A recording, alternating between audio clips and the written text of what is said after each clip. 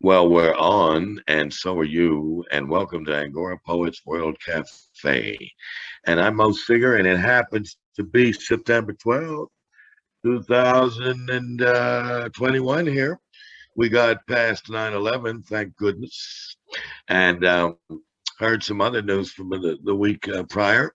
So here we are as Angora Poets, and for those of you here that are going to hear us as a recording, be prepared to hear people read in different languages from different locations and different styles of poetry. And why? That's why, because we're the World Cafe. There you go. So, enough with that. And let's start this bonanza with our first poet, who we fondly call the Troubadour. And I don't see him on screen now. He's got, oh, here he is, who we affectionately call the Troubadour. Kareem Jafari, who's a singer and a poet. Kareem, you're on, baby. Hello, everybody. Hello, Mr. Mo. Thank you very much. I only have one song for today. It's a song in French called Ma fille me quitte, my daughters leave in me. Because she will marry the man. This is not your daughter.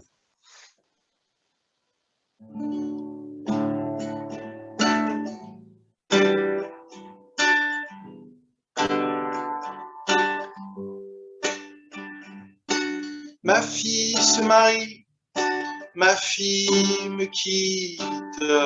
Voici ton mari, chéri, va-t'en vite.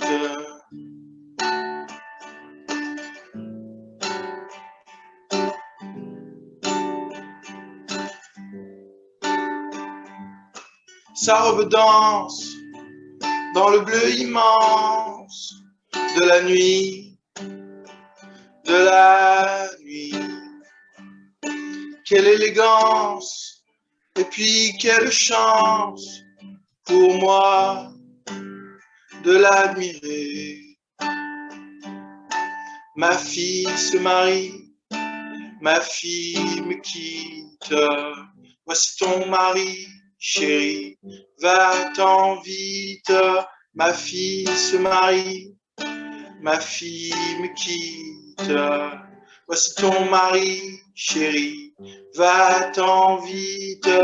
Et dans l'urgence de la fête en cadence, elle me sourit. Et déjà sa présence n'offre aucune chance, même à l'oubli.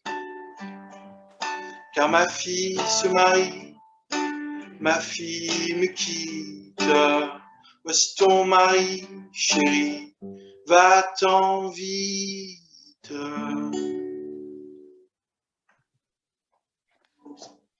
Well, thank you, Troubadour Kareem, for breaking the ice and giving us a lovely song again. I appreciate it. Now, if you get any ideas, you're welcome to present again. You know that. But in lieu of that, thanks for getting us started with that very nice song. Thanks, Kareem. Thank you very much. The Troubadour. C'est super émouvant. On voit le papa qui pleure et sa fille et tout. On dirait, tu vois, ça émouvant cette chanson. Voilà. Très bien. Okay, moving quite along now. We are going to cross the water and go to New Jersey, is it, Ermira? Yes, Clifton, New Jersey. Clifton, right across the river from the west side of Manhattan. That's Yes. great. So we're going to present a poet originally from Albania who's been living in the States for a long time and both reads mostly in English to us, also in Albanian. So whatever you have tonight, you're welcome, Ermira. Hello. Hi, everyone. Hi, Mom. Thank you for giving me this opportunity to read both in English and my native language, Albanian. So I have 3 poems for today, and 2 of them are translations from Albanian. It's up to you if everybody feels comfortable for me to read them in both languages.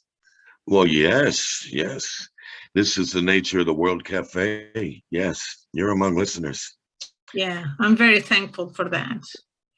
So are we. A hidden hunger. I carry a hidden hunger inside my chest to tailor a new dress for my subconscious of a bright white fabric with no shadows, no dark corners, no distorted lines, no loads in the pockets, no sorrows in bending the sides like tunnels where the light shadows shine, with no tears and cracks where the brightness fades, no traumas hidden in the sleeves, in the collars. The collars that grip the throat chakras. Who knows how many secrets are locked inside the hearts. I like the dress of my subconscious not to be stretchy and make slopes, not to wrinkle and wilt as a flower, not to shrink from rainwater, not to hold ponds in the angles where my subconscious can drown. A different image might toss me in displeasure.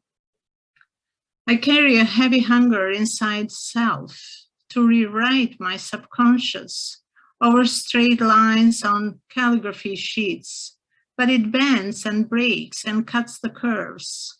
My subconscious becomes cursive to feed the substance of words. It's hard to accept a crooked subconscious, so I scramble the image in obedience. I bear the hunger hidden inside my chest to unweave the old sweater of my subconscious. It still keeps warm the resistant body of past. Wow.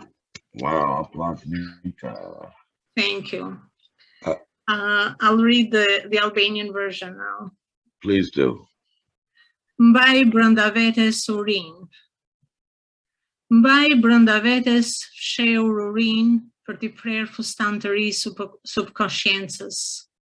Prej pëlhure të bardhë të ndritshme, pa hije, pa skuta të errta, pa vija të shtrëmbra, pa ngarkesa në përgjepa, pa brenga në përthyrjen e palave si tunele, ku struken dritë hijet, pa të grisura e të qara, ku humbet ngjyra e shëndritshme, pa trauma fshehur në kapakët e mëngve, në jakat, jakat që i kopsitin ngrykës chakrën, kush e din sa të pathëna e kyçin brenda zemrës.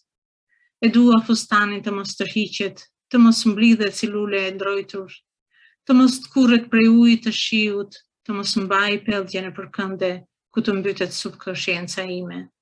Më trondit imazhi ndryshe. Mbaj brenda vetes fshehur urin për ta rishkruar subkonsciencën, mbi vija të drejta në flet bukurshkrimi. Ajo më përthyet, më kputet, më pritet, ndërpritet. Subkonscienca më bëhet gërm kursive, të ushqej lëndën e fjalës. E vështirë të pranosh të lakushme subkonsciencën, ndaj e zhubravis imazhin në copën e letrës. Mbaj brenda vetes fshehur urin për ta çthurur trikën e vjetër të subkonsciencës, që akoma mban ngrohtë trupin rezistent të së djeshmes. Bravo, bravo, bravo. Thank you very much. So the next one is the existence. I'm preparing the draft of an English poetry collection that I would like to submit it soon for publication. So I chose this poem to read here. The existence. Blossoming fresh every morning like a lotus flower, and waking up by touching the dawn, while the eyeballs kissing the vastness of the light, waking and feeling the joy of being alive, living through the day and experience the joy of living, the thunders, the storms, the earthquake, the adversity that brings shakiness and awakens me as much as the labor of a childbirth. Still standing up and building up, being grabbed, infused by the strength that lies beneath and beyond, and yet blooming peacefully as a sacred lotus with petals of purity not ruined by water spouts. Sleeping is falling in quietness and stillness and darkness of the other side of our existence. Being born, thus waking up, living through the experience, and dying, thus sleeping in stillness, are the matching pieces of a puzzle named as our known but unknown existence. Still blossoming fresh every morning, a sacred lotus, breathing within our life's unending cycles. This poem actually is going to be published by Brownstone Poets Journal, anthology. Great. In October, yeah. Okay. And I'll be a featured poet in October for Brownstone Poets, if anybody is interested. Yes, Information. Yeah, I'll share the information next month. Bravo is our New York sister group, so this is especially nice for us.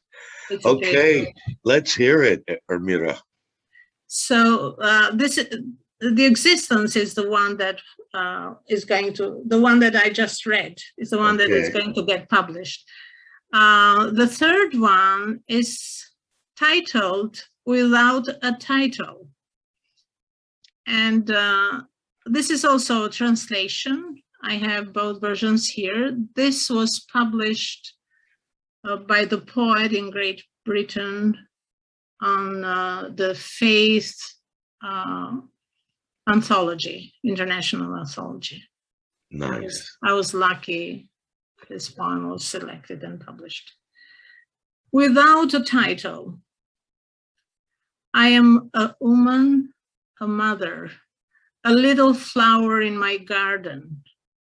I'm not the Carmelite little flower, Saint Therese of Lisieux from France, but from her soul's spring, I wet my lips when withered.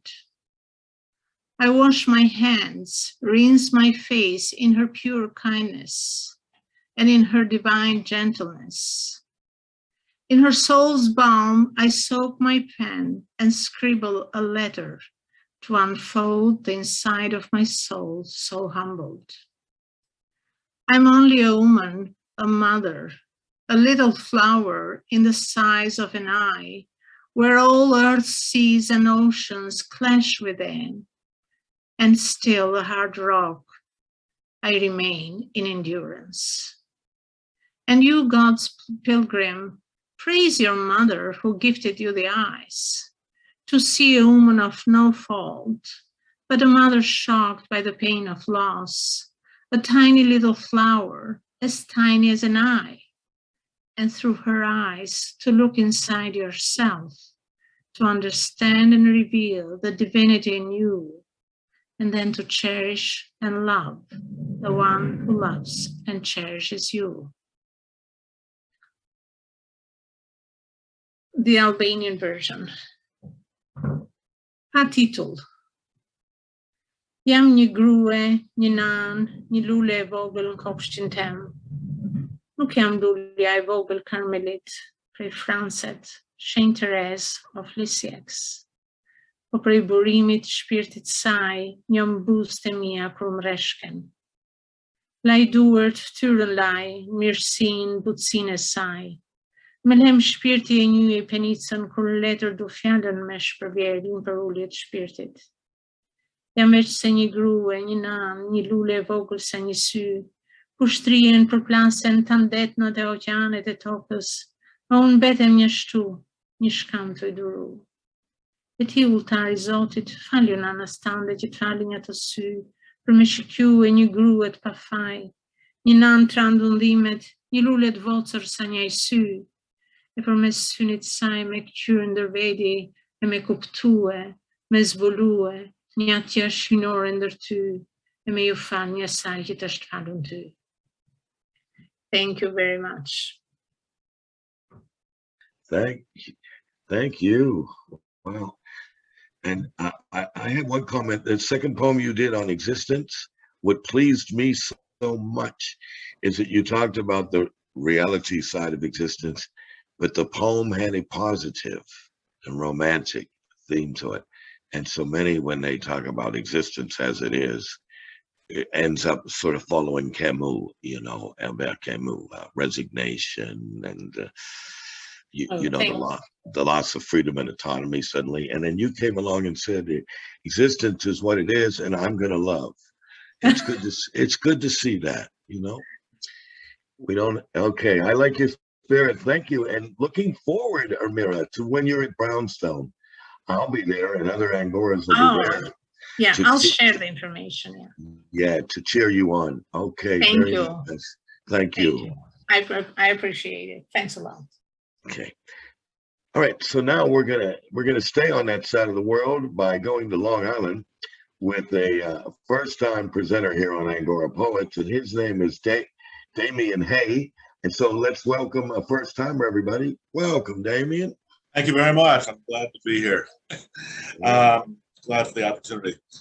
This is called God's Country, Gods, no genitive, just a lot of them. God's Country. When storms and toad and earthworm time have gone, rain gods leaving vestiges in garden cans, downspout voices trickling to guttered ground, having chased gullies, rivers off to their wet home, at last bring green to bear above the white root. Soon rot will bring its own gods, rye gods, gods to rust the field in warped womb time, as priests will say, pipes blowing, cups gone round. Matrons at their quilting bees say otherwise. They know a different hand to carve the moon. Wild heads ragged, drooping toward their slumber, once danced in feral grounds, cathedrals made of rain, thunder-fashioned chapels, altars of the deluge, all thrown wide to unbound, bursting gods, whose blessing is a crash upon the winds. The young at last rise late in the empty air, jump quick to chase those gods who lag, but see them only wreathed in vague retreat when morning drapes its silence over gods that roots divine draw down to quench the earth. Okay, well, let's hear it for you and hear it for the gods. All right. The next is similarly broad, but a little bit more down to earth, I suppose. It's called A Mess in the Universe's Kitchen. But suddenly the god of kitchen surfaces decided to act out, ripped the skin off, exposing all the meat and the guts, which, having nothing to contain them, spilled out onto the universe's kitchen floor. Made quite a mess. Liquids were boiled, eggs were shelled, meat and guts went everywhere. Things all started turning inside out. Flour exploded from its bag, getting all over the counters and the stovetop. We all thought the universe would be fit to be tied, but she wasn't. Not at all. She simply asked him to clean up. Then she went to the fridge and began to cook with what remained. And another, wow, similar to Amira, things aren't always great, but we carry on. All right. We call your third poem Three's the Charm. So okay. Three's the Charm. What's that? Third is Three's the Charm. We call it Three's the Charm, however it comes out. Just Three's the Charm. Okay. This is called To a Diva. These diva days, treading the boards, singing from the centuries, old world wrapped in the music masters. Your home is the great houses, and you are in voice. And when this voice leaves at last, it will depart as Italians say goodbye, fondly, long after the meal is done, the last glass poured during La Passeggiata. You, my diva, will not mourn it long. You do have other voices after all. Which among them will you choose? In your letters, I can hear your words, beautiful, romantic, as Violetta's. Perhaps you'll write libretti, serious words, subtle with comic grace, sparing heroines in love from death by men's hands or by their own. Do you remember the afternoon you read your poems to me? Even then, your voice shot arrows through my eyes. Wow. Okay. Let me ask you a question. This is a very fine poem, by the way. Thank you. Uh, was that poem directed at someone in your life? No. Nope. Okay. It felt so personal that you were speaking with an intimate other. Nope. Very, very convincing. I want to say that. Thank you. Welcome aboard. Welcome aboard, Damien. That was a good way to get started. Okay, so now we will cross the water and we will go to Paris en France, and we will invite a poet who looks like she's going to sing for us now. Isabelle Lorion, you are on. Hello. Hey, let me ask you a question. The poet, the woman, which language was she talking? Albanian. So no, after English. When it was not English. She was Albanien. speaking, Enfin, la langue de l'Albanie. Albanian. Italian? Albanian. We're close to it. Albanian. Okay. Yes. Italian. I know Italian, so I would have been out of my mind. Tirana, Albania. It was beautiful anyway. I don't know. Tirana, Okay, yeah. so here we go, Isabel. Give us a song. Okay, so I'll tell you a song. It's called Is It Always Like This When You Jump Someone Else's Train?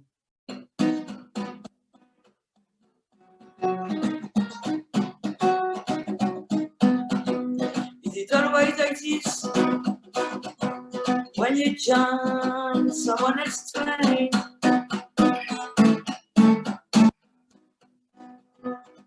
But expectations, flood of emotions.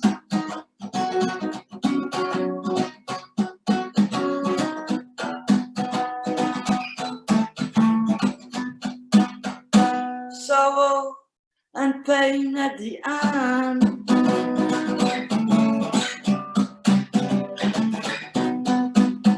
I'm waiting at the station, I'm on my own again.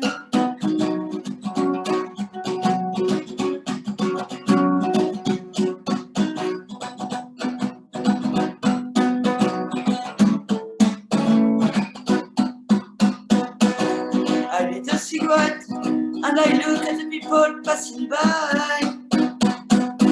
The people passing by.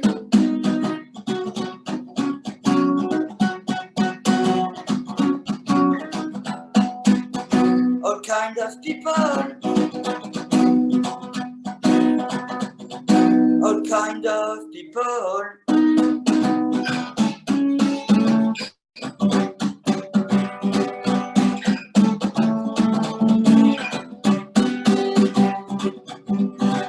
Here comes that little dyke.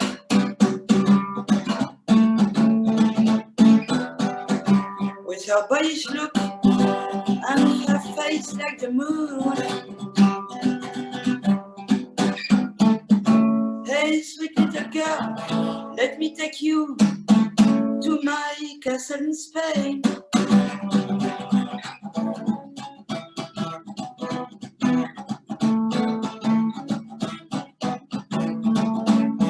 We will walk by the shores of Lesbos. We will look at the sky all night long. And I will tell you the names of the constellations.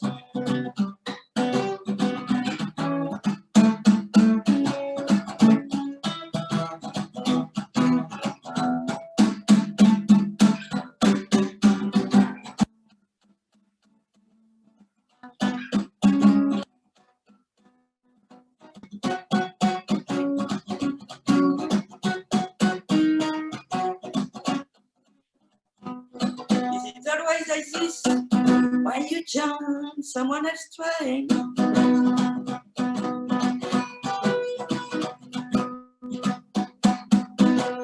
Wild expectations, flood of emotions, sorrow and pain at the end.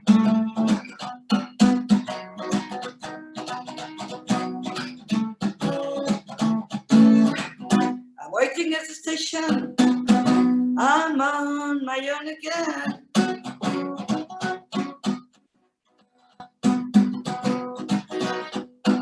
I light a cigarette and I look at the people passing by, the people passing by. All kind of people, all kind of people. Here comes Orlando with his long blonde hair floating in the wind.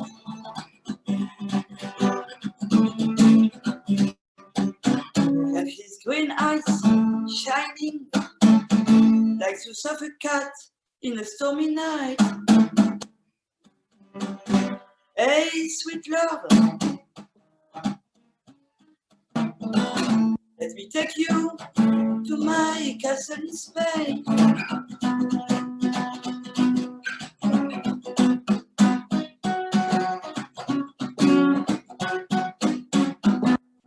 We'll travel in time, far away from the modern world. Far away from the modern world.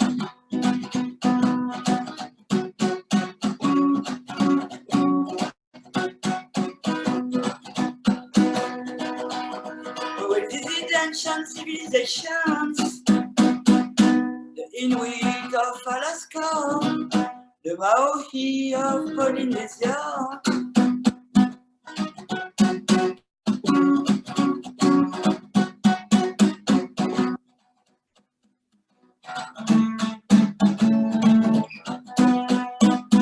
And we will sing with the birds, they haven't killed yet. And we will sing with the birds, they didn't kill yet. Is it always like this? When you jump someone else's train?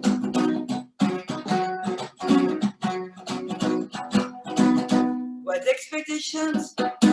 Flood of emotions, sorrow and pain at the end.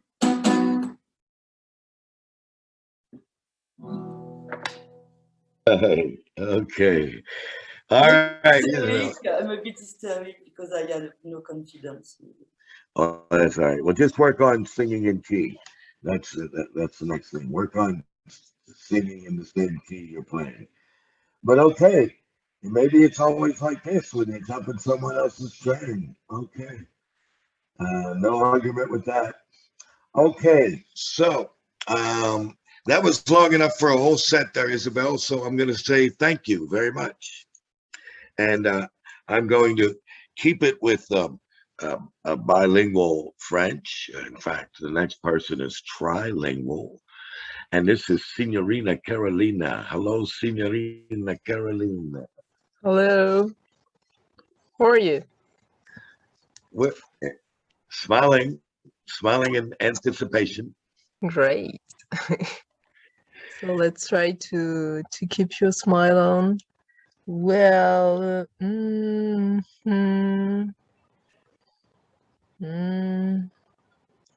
I've got, yeah. I've done the translation of the poem I translated last week, just for the Angora poets. Yeah, it was impromptu. I tried right. to write a better translation. Good. Complete one. So that's it. One can always polish the apple. Amen. I'd take the time to love you, like a galloping horse herd, wearing blinders to prevent them to fill the space around them. But the road has no ending. It opens out into a ravine. Why? Why running when they can graze peacefully, savoring the tender grass? Why running like that? Because the men in grey say them too. There is no time to lose. Love is an emergency. Life is an emergency. Emergency. But why? Why running when you can take the time? Why? Saving which time? The one we need to rest from the run we just had? I'm not one of those ones. I prefer walking at my own rhythm And by night from my bed I listen to the song of the night, the stars' song, the chimes' song, dancing in the wind, savage, lonesome times, always in music. I'm dancing in my rhythm and I love it. And I take the time to feel life inside me, around me. I take the time for love also, the time for love. So it would be necessary to take it. I thought I was born for. It would be an occupation, a cherry on the top of a bitter cake. No, something else. I won't eat this kind of bread. Love is something different. It shares its beat with my heart. This is what takes my words away when I see you. This is the silence's sudden roar of pleasure. Just thinking about the feeling of your presence here. Love is what makes the trees grow. Love is life, life is love. How can I take the time to be who I am? What's this world where such an evidence becomes a luxury, a precious thing we rediscover, luckily, as if it were a hidden treasure forgotten for a long time? Jewel is me, Jewel is you also. Lady Nature's jewel, the most beautiful, because I love you.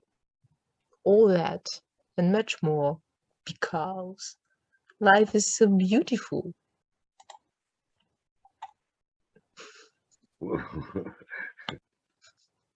Wow, that was a hell of a lot different than your impromptu. Very nice. What was that line about the roar of silence? Would you repeat that line? Yes, I can. Where is it?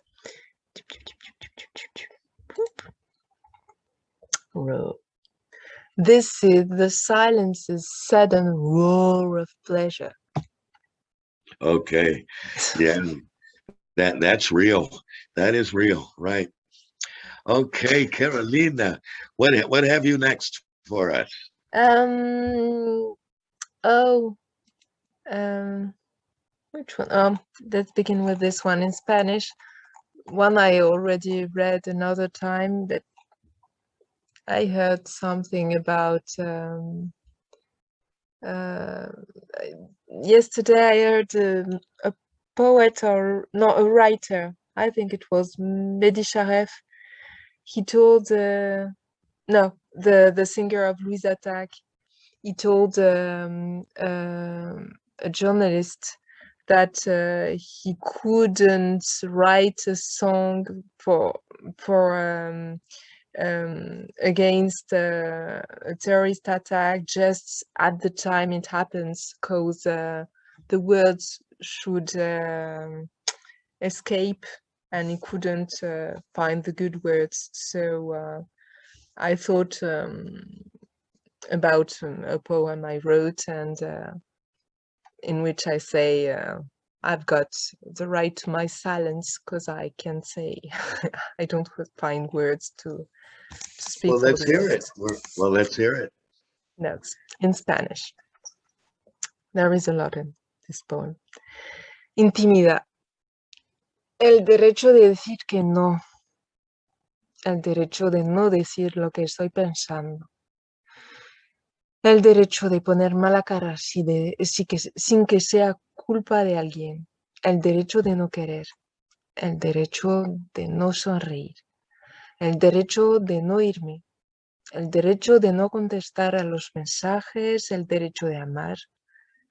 El derecho de no tener ganas de compartirlo con la persona interesada. El derecho de odiar o no. El derecho de estar demasiado cansada para eso. El derecho de tener ganas de otra cosa que ir a través de la cólera.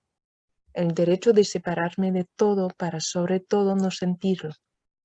El derecho de volverme loca. El derecho de no poder más. El derecho de saturar. El derecho de no escribir. El derecho de no tener ganas de decir. el derecho de mirar bellas historias de amor por falta de vivirlas de verdad, el derecho de querer y ser querida sin ser amenazada por eso, sin ser acusada por eso, sin ser interrogada por eso, acosada, controlada, sin verme obligada a decir le quiero y oír no te creo. Y no lo puedes decir. Sí, puedo. Tengo el derecho. Quisiera irme donde está el silencio, donde no se necesitan palabras para decir que nos queremos, porque ya estamos, nadamos en ello. Y esta puta frase que se repite repetidamente sin descanso, le quiero, como palabras muertas que años después flotarían en el aire, imposible de olvidar, herida del espacio-tiempo, un fallo. Recuérdalo, no lo olvides. Sucedió. Ha sido posible amar tanto. Vale la pena de agarrarle un poco más, ¿o no? Era un amor en vano, solo era un sueño, tontera. ¿Puede una mentira ser bella cuando se burla tanto? El derecho a mis sentidos, sin tener que hacer todo sola, sin hablar para los muertos, sin actuar para ellos tampoco. Ya tengo bastante, actuando para mí, hablando para mí, o callando también para mí. El derecho a lo mío que no se dice, el derecho a mi silencio, el derecho de no sentir, el derecho de no saber, el derecho a mi denegación, el derecho de tener ganas de pensar en otra cosa que este horror, el derecho de hablar de ternura porque la necesito hasta la muerte, toda esa tristeza demasiado grande para mí y no consigo consolarme, aún queriendo. Intenté, fallé. Dentro, al fondo, la niña se esconde bajo las zarzas. No quiere ir, no quiere sentir, no quiere llorar, no quiere decirlo, quiere que la deje tranquila, quiere que la deje soñar. Hubiera sido genial si hubiera sido feliz. Me quería tanto. Y estaba bien así.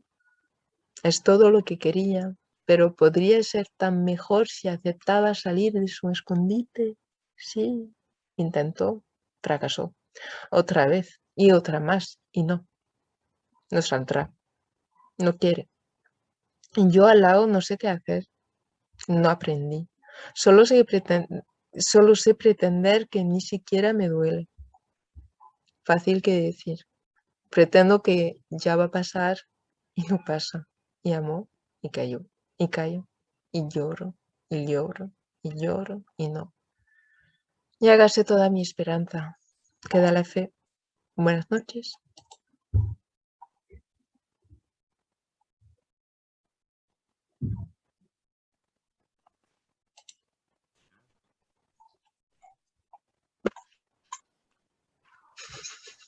Ok, terminado. Sí, sí. Oh, el derecho contra el momento correcto. Ah, el derecho contra el momento correcto. Esta es el problema grande. Okay, thank you very much for that. El derecho de la poema. Okay. Okay, thank you, Carolina. Now, that was 3 poems, actually, and I want to thank you and invite you, of course, back for the second round. That was just 2 poems. So that was one poem. That was one poem in 2 languages, and then this poem in 1 language. No, So there was just one in English and one in Spanish. Nothing else. Yeah. Really? Wow. Yeah. Oh, okay. Well, then I'll have to stand corrected. I don't want to lose my job. Don't call me up to human resources. Please don't do that. You were translating. You were translating in your head. Hey, let her read another one, man. Yeah. You're gonna have to stay after, Mo. Yeah, I'm gonna have to get a. You got it. You're right. You were translating in your head, Mo. You thought it was her, but it was you in your head. Yeah. Okay. Well, I'm glad I got my shit straightened out right You was here. translating. Of course I was, because I had to keep. I don't speak Spanish at all like you, so I was coming up behind you with los Uh-huh. derechos, I los understand. derechos. For me, it's every poem like that because I don't speak very well English, so I've got to translate everything. Okay. Well, all right. So let's hear Free the Charm. Yeah, Carolina. it's just, the third one is in French and it's a short one. Mm. J'ai retenu mon cri pour ne pas que tu t'écartes de moi. Sol et le temps se sont ouverts dans le fracas des larmes et le sang du néant. La déchirure là est si profonde entre nous. Je n'ai qu'à tendre le bras pour t'effleurer. Presque. Tu te détournes. Tu t'empresses dans l'ivresse et de tes immondes prémices, tu parsèmes d'espoir vain un temps d'amour et de déni. Deux amants qui s'attirent et se repoussent. Face à face, nous nous aimerions peut-être, où l'attirance serait si forte que nous entrerions en collision. J'ai fui le lit du loup et de la pluie. J'ai plongé dans la forêt à la recherche de ses racines. J'ai libéré la source de ses illogismes. Le mot m'échappe, je le sens, il est là. Passé, présent, fardé, bloqué, lacéré, meurtri, troublé, fusion, contradiction, contradiction, contraction, fatras de mots. Il se cache, il m'épie, là, tout au fond. Comment t'appelles-tu? Je suis le brouillard du passé. Je suis le récif et la corde de brume. Je suis ce qui couve et ce qui court, et rassemble et disperse. Je suis la vérité nue au matin, qui surgit du fond des rêves et ébranle, transfigure le présent. Je suis la rage. Je suis le cri du cœur, enfin libéré de ses chaînes. Un cri d'amour qui fait tonner la nuit et écarquille le jour. Okay, merci. Voilà. Yes, you are the root of the poem and the root of yourself, as you said. La racine. Okay, wow.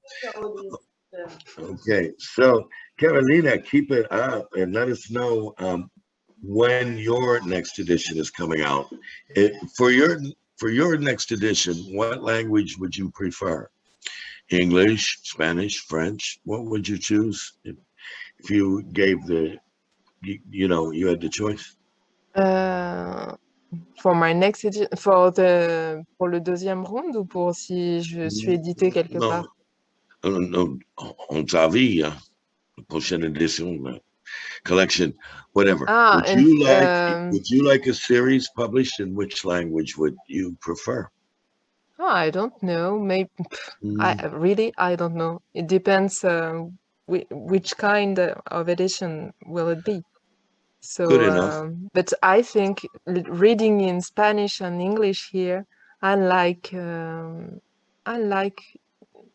hearing and reading my poems in other languages, because I discover every time I translate one, I discover other levels of signification. Mm-hmm.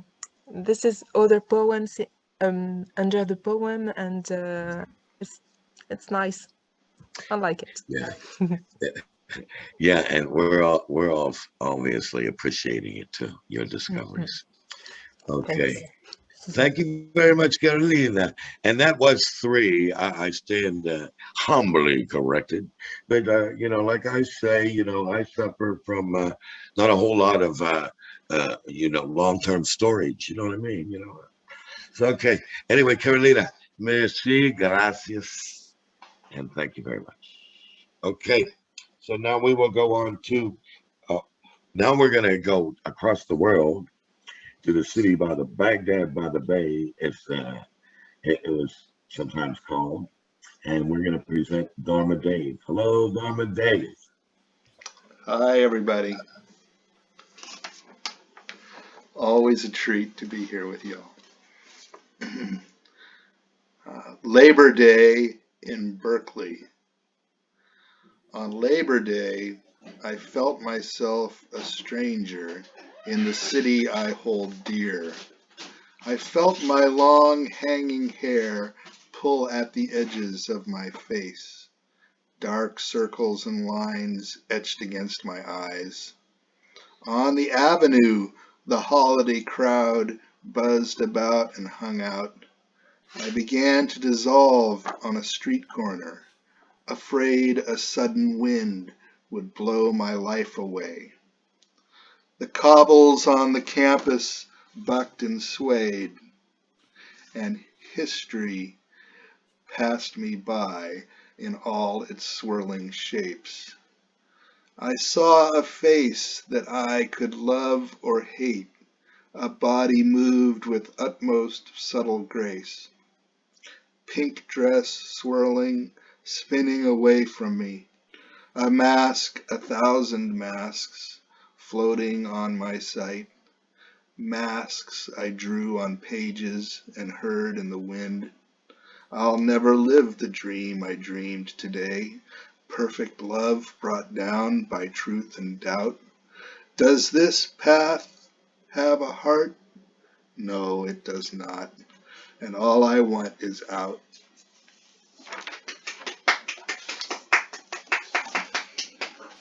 No confusion on that resolution, Dharma. All right. State your case. State your case number 2, Dave. Second poem. This was a poem I wrote on September 5th, 1992, at the deathbed of my friend, who also happened to be a magnificent writer, Fritz Leiber. This is to Fritz.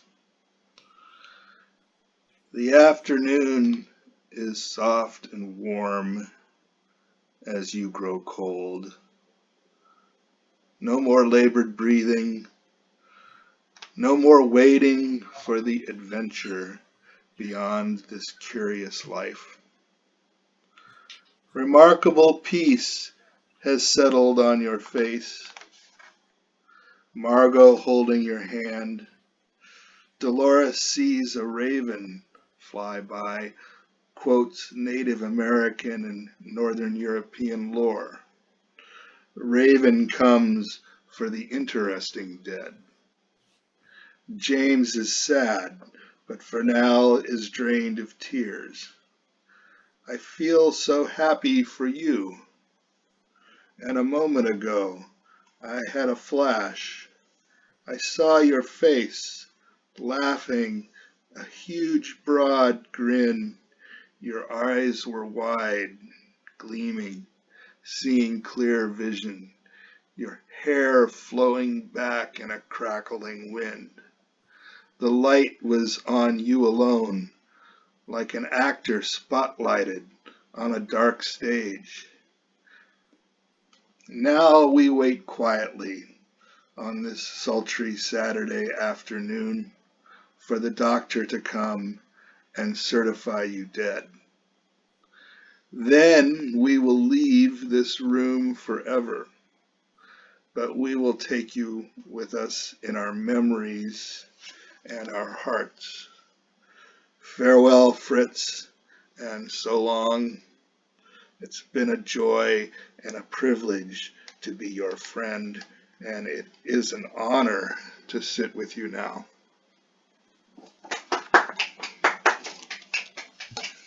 Okay. Wow. It is an honor to sit with you now. Presente. Okay. Okay. Woo. Three's the charm, babe. Three's the charm. So for Three's a Charm, I'm going to read one of Fritz's poems. And he's famous as a novelist and a short story writer, but he also did write some poems. This was from his collection, Sonnets to Jonquil and All. And this one's called Poor Little Ape. Poor little ape, you're sick again tonight. Has the shrill, fretful chatter fevered you? Was it a dream lion gave you such a fright? And did the serpent fear glide from the slough?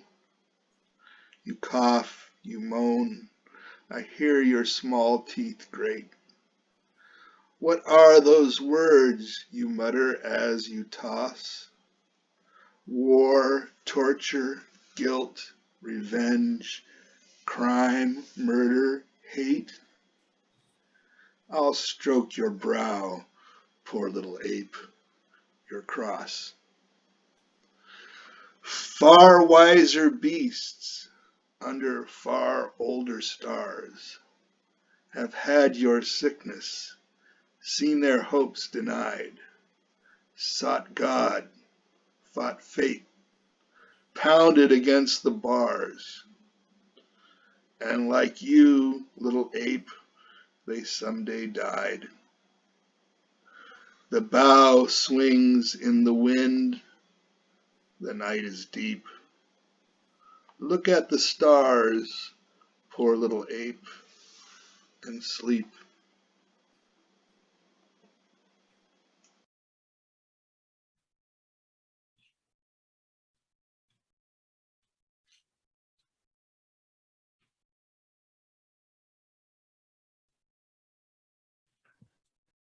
Look at the stars and sleep. Well, has his family or anybody close to him had the pleasure of listening to your dedication? Yes, so the Fred. poem, the poem that I read, that was I actually wrote it and then recited it at the bedside, and his widow, my dear friend Margot, had me then I recited it at the conclusion of his Fritz's funeral services, and then it appeared here. This is the World Fantasy Convention program book for 1992. They published it there. So Okay. yes. Wow. So yes, indeed. Okay. Thank you, Donna. That was some good stuff. As usual. Thank you. Okie dokie. Now we're going to cross the water and come back over here to Paris and present American poet living in Paris for a long time and publishing books. And Lean closer to your mic, Mo. You're breaking up. am I breaking up? That's good now. Okay. All right. Cheap machine. You know what I mean? There's no substitute for my cheap machine. Okay. Now we're going to cross the Atlantic. We're going to come back here to Paris, France, and we're going to present an American poet who's published quite a bit since he's lived here for quite a bit. And we affectionately call him the Judge. And he's Bill Sternmeyer. Hello, Bill. Hey, Mo. Hi, everybody. Okay, let's see. Where'd it go?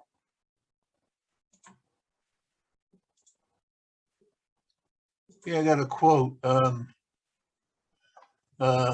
Lennon and McCartney. You've got to hide your love away. This is called You're Dreaming, Snap Out of It. Overcome by a call once heard in a dream, once felt or seen or danced or read that cannot be described in language used to speak of food or sport or merchandise, you may now float above all that when subjugation wears, when being of the grain of wooden machination palls, when upbeat cheerful blindness disappears before your eyes. There is a joy contained in life that nobles in the once upon would hoard, as fanatics, gentries, politicians of our day now try the same, and still with sneers. The death sentence carried on our backs is blown away by faith, the faith that that soft call can be followed, can be found. The world is too far gone to change and is not real like dreams are real. But you are woven of a finer cloth if you have heard that call, and you can waft like perfume through the air invisible to beasts, and sometimes you can pass that call along to others caught in Golem's mud. But don't forget, you must remain invisible in court before the law.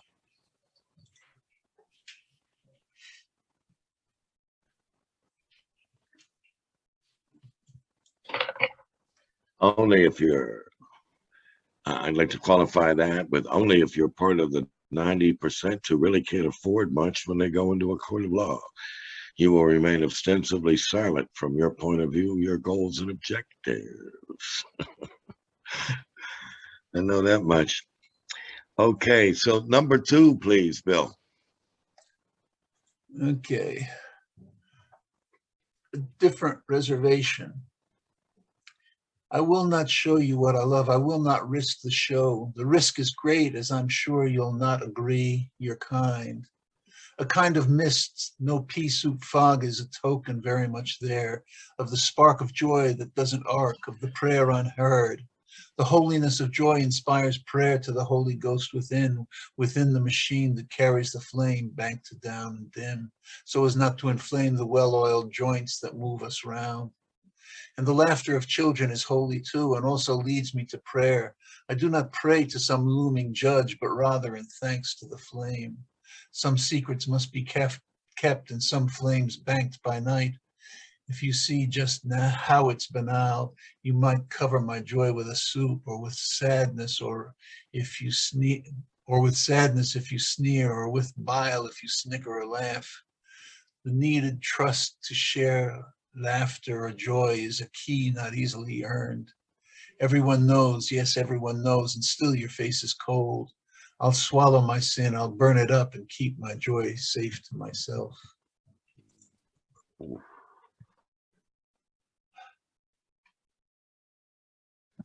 Give us that last line. What is it, 1 or 2 lines again that you end this poem in?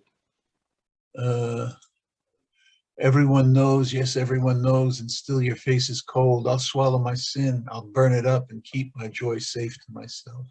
Okay, yeah, okay. That landed in my ears, and I didn't even have to translate it this time. Lucky me. Okay, It would have to be translated into Polish, Mo. Okay. Okay, now, how about translating into Three's a Charm? Okay.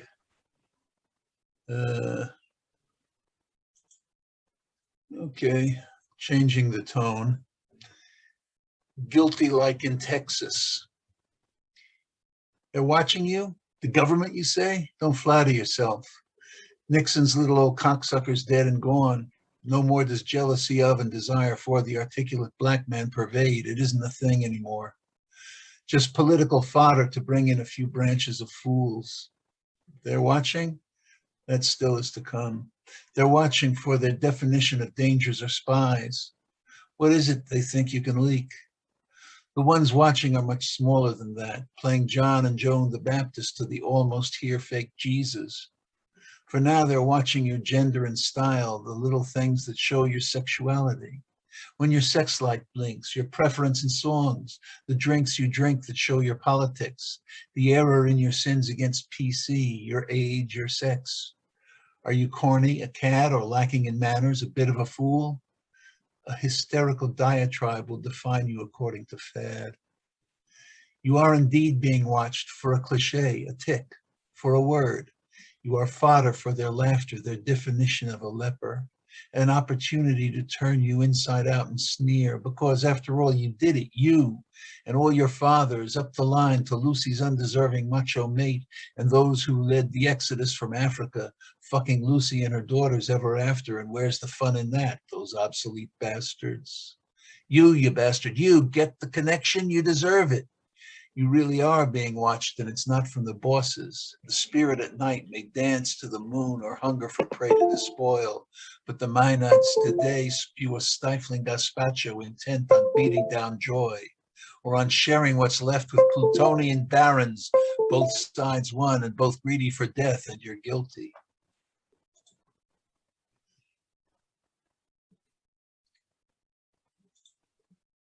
So again, I'd like to ask you to read the last 2 lines on that poem. Okay. Oh, my computer is playing tricks on me. But the Maenades today spew a stifling gazpacho intent on beating down joy or on sharing what's left with plutonian barons, both sides won and both greedy for death, and you're guilty. Okay. There's it. Well, that'll go before the grand jury. That's a possible indictment for sure. All right. So, let's move. No, speak closer. We don't understand you. Well, read lips. Okay. You know, I get a stiff neck. I like to lean back and absorb it, and then I forget I'm far from the microphone. Yeah. Oh well. Okay, so let's thank Bill now in a clear voice. Thank you, Bill, very much. Okay, so all right. So now we're going to go back to Long Island for another bilingual poet among us, and his name is Martin Rosick. Hello, Martin. Hi. Mr. So Rosick. I thought today I would do a few of my own poems, which aren't translations. And maybe I'll keep things a little bit light. So I'll start with one called Klutz.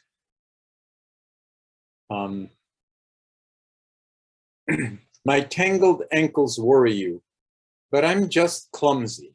Always, sorry, let me start again. I want to put it so I'm looking at you. My tangled ankles worry you, but I'm just clumsy, always jumbling up my feet, yet still somehow catching myself in time. I can be ambling down a fresh paved street or pacing on a well-planed parquet floor when suddenly I lurch. Relax, my sweet. It means nothing, a random twitch, no more. If stumbling were an Olympic event, I'm sure that double tens would be my score. While each near fiasco is an accident, I don't bewail my flailing gait at all. Though not a trait I'd eagerly invent, consider love the miles ahead and recall my years of stumbling trained me not to fall. Yeah, that's right. That's right. You got to stumble and fall before you can walk upright. Where are you on Long Island?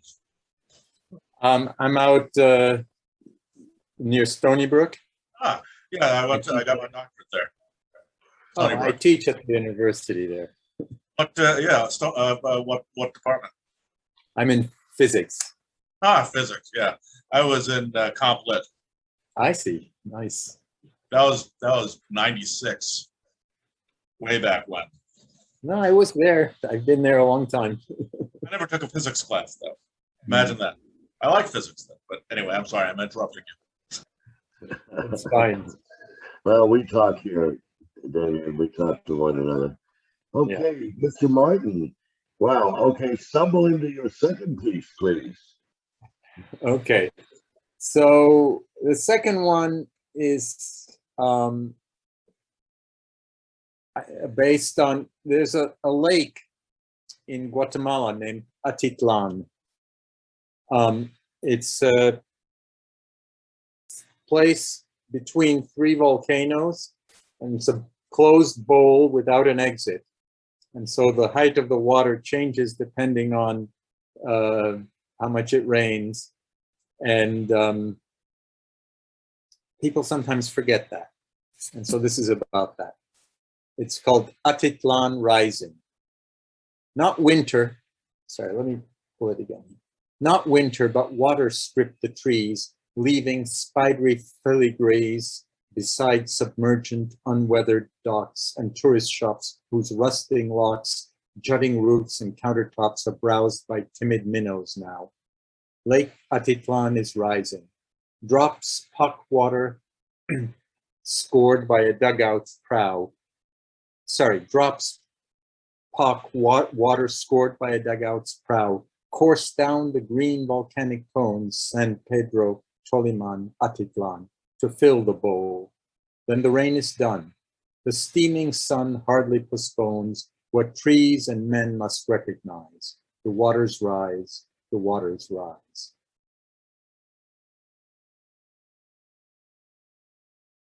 Yes, they do. Okay. You know, it's like that in Honduras also. On my way to Nicaragua, I had to land in Tegucigalpa. And landing in Honduras, they just got between two mountain peaks, finally, right there at the city, and spun around in smaller and smaller circles, because immediately to the right and to the left were mountain peaks and behind us. So I feel you on that one. It scared the shit out of me. Tell you what. Anyway, that's nice. How about three's the charm, Martin? So three is a bit different style. This one is based on, it's a little portrait of a fellow we met in Jamaica. We were staying in a sort of motel, cheap resort, and he came by and we chatted, and this is based on that. It's called Tony. And I can't do a Jamaican accent, so I won't try, but hopefully you'll recognize when he's speaking better than me. Tony. His close-cropped scalp is scalloped, a sandbar at low tide. He's come to paint the poolside yellow oak. Back then I lived in the sea, diving for coins. You couldn't grab. You had to wait and let each one wobble into your palm like a dry kino leaf falling. Press it between your lips and swim up, and maybe the tourists on the cruise ship would laugh and clap and throw some more. Police shoot you now. Back then they look away. The truth is, I was doing more things, worse. He'd smuggled the plastic wrapped packets through the portholes at the waterline. Sometimes a hand reached out with cash. Sometimes it slammed the swim plate shut. Once they sent the boat to catch me. Oh, how they had chased him. Each time he dived, then bobbed up out of reach, jerking his head around like a snake bird. They tried to cut him off from the shore, but he made it to the mangroves. He stashed his tea and jeans in the arching roots and glided into the crowd to listen. Poor kid, must have drowned, they all said. He puts down the pail of paint, crosses his arms like bronze Balzac, lifts his chin and smiles. No way they'd get the water rat. Okay. Good. Did you witness this event with this young man? No, this is the story he told me. The story he told you. Okay. Good That enough. was Rodin's Balzac. Pardon? Rodin. That was Yeah. his Balzac. Yeah. Yeah. People have seen that. You know, it's a very Right, exactly. That's how he looked. Yeah, That's how he looked. big gut, strong arms, and everything. You know, the sheer masculinity.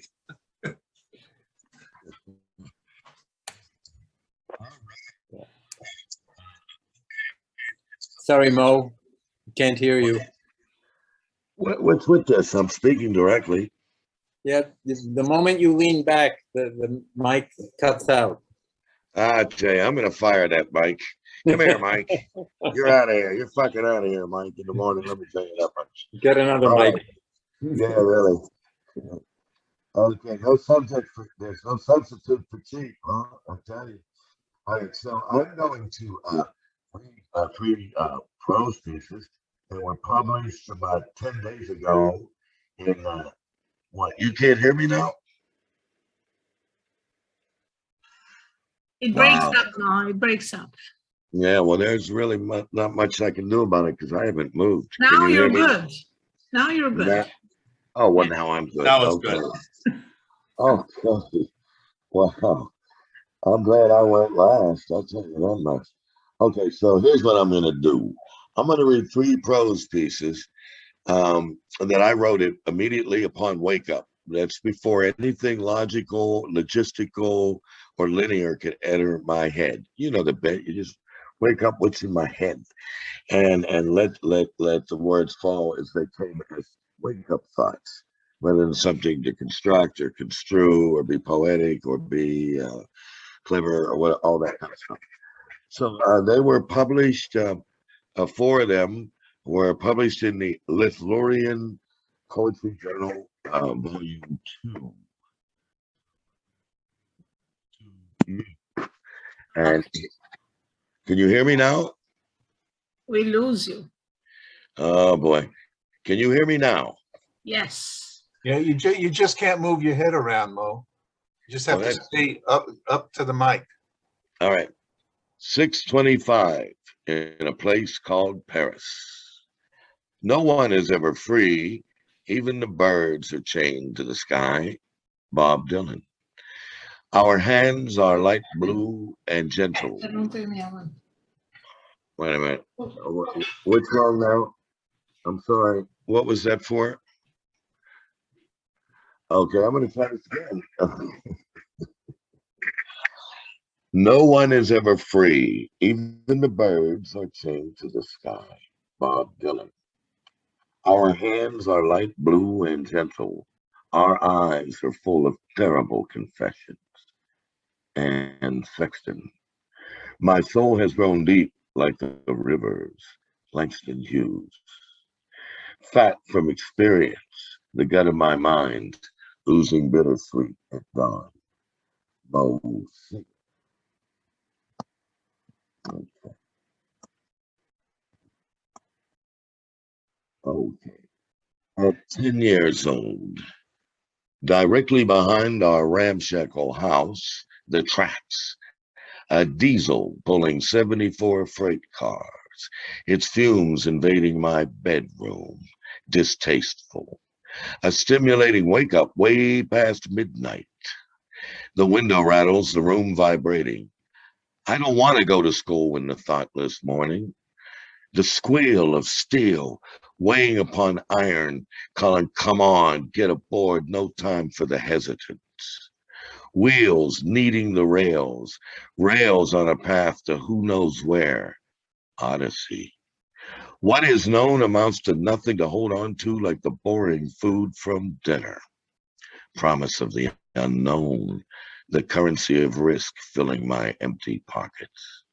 Awake, I dreamed of distant discoveries, Sinbad, clandestine for the concrete shores of metropoli, broad lanes, smooth hard metal, and bright lights, buildings so high in the sky, mountains to climb. Dreamy darkness gave way to gray-clad morning. Pigeons stirred and cooed their language of resignation. No sight or sound of that rolling stock. I cried like a train.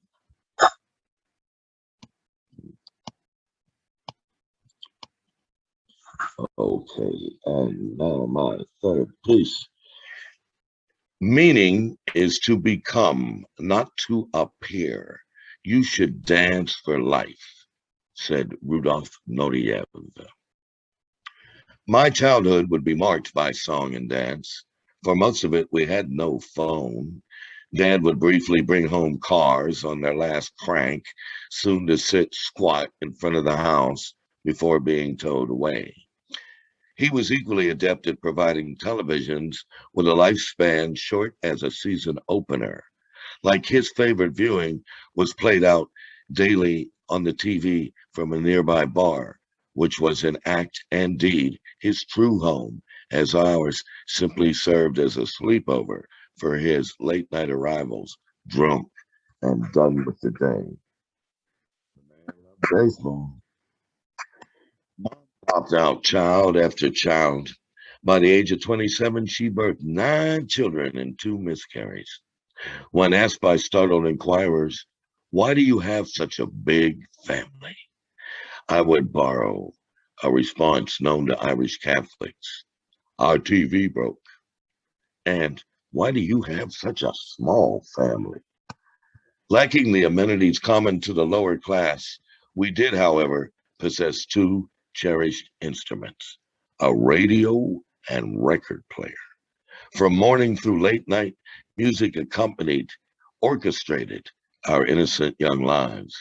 Never a dispute over what to listen to, cause Mom fixed the dial to a popular AM station that churned out the leading tunes of the day, rhythm and blues, soul, rock and roll, and country, don't you know? This was my initiation into these music genres that shaped my ears and learned movements for a life to follow. And this fusion would lead me by curiosity to others to discover jazz, bossa nova, flamenco, and Bach. Mom herself, a diehard fan of radio play and a very nimble dancer. Confined to a cramped, crowded, cluttered house, she both coped and celebrated to music. Sweeping floors, doing dishes, washing clothes. She did sing along and swing and sway to the hits of the day, known as Top 40. Instinctively, we followed, singing out of key imitating mom's steps. In the hot season, with windows open, we could be heard in chorus, bounding out of tune, the likes of Elvis, the Beatles, Fats Domino, whose hit, Let the Little Girl Dance, was mom's anthem. I think I was 10 years old when I procured my own radio, a glowing tube-lit Zenith. I set it next to my bed. On Sunday nights, the airwaves relaxed, and I picked up shows from Buffalo, Fort Wayne, and New York City. Listening, I felt joined to a larger world, an ambition I was fixed on, confident I would future grow to reside in. Books served to detail my knowledge of past and present that I aim to curate. From these formative years, at age 12, I attended my first dance at a nearby church hall. The DJ announced a dance contest. I took a dance partner, and off we gyrated, my grease-loaded hair dripping like a petroleum spill. I won that dance contest. The prize, a Beatles album. Chivalrous, I handed it to my cute little Italian partner. Cheers, applause, local boy makes. After the dance, I flew home, excited to tell Mom I had won a dance contest. My pride ebbing, sharing the news with her. She asked, "Where's your album, honey?" I gave it to the girl, Mom. Well, she smiled, saying, "That's nice." I blushed for a moment in her presence.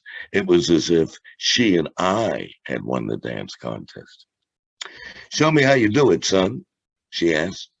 Suddenly embarrassed and shy to demonstrate in front of my teacher, hesitantly, I made a few awkward steps. Mom slapped me right on the hip, saying, "Come on, honey, let me see you really do it." She got up, strode to the radio. In a raised voice, she captured the day. She hollered, "Let's go, turn it up."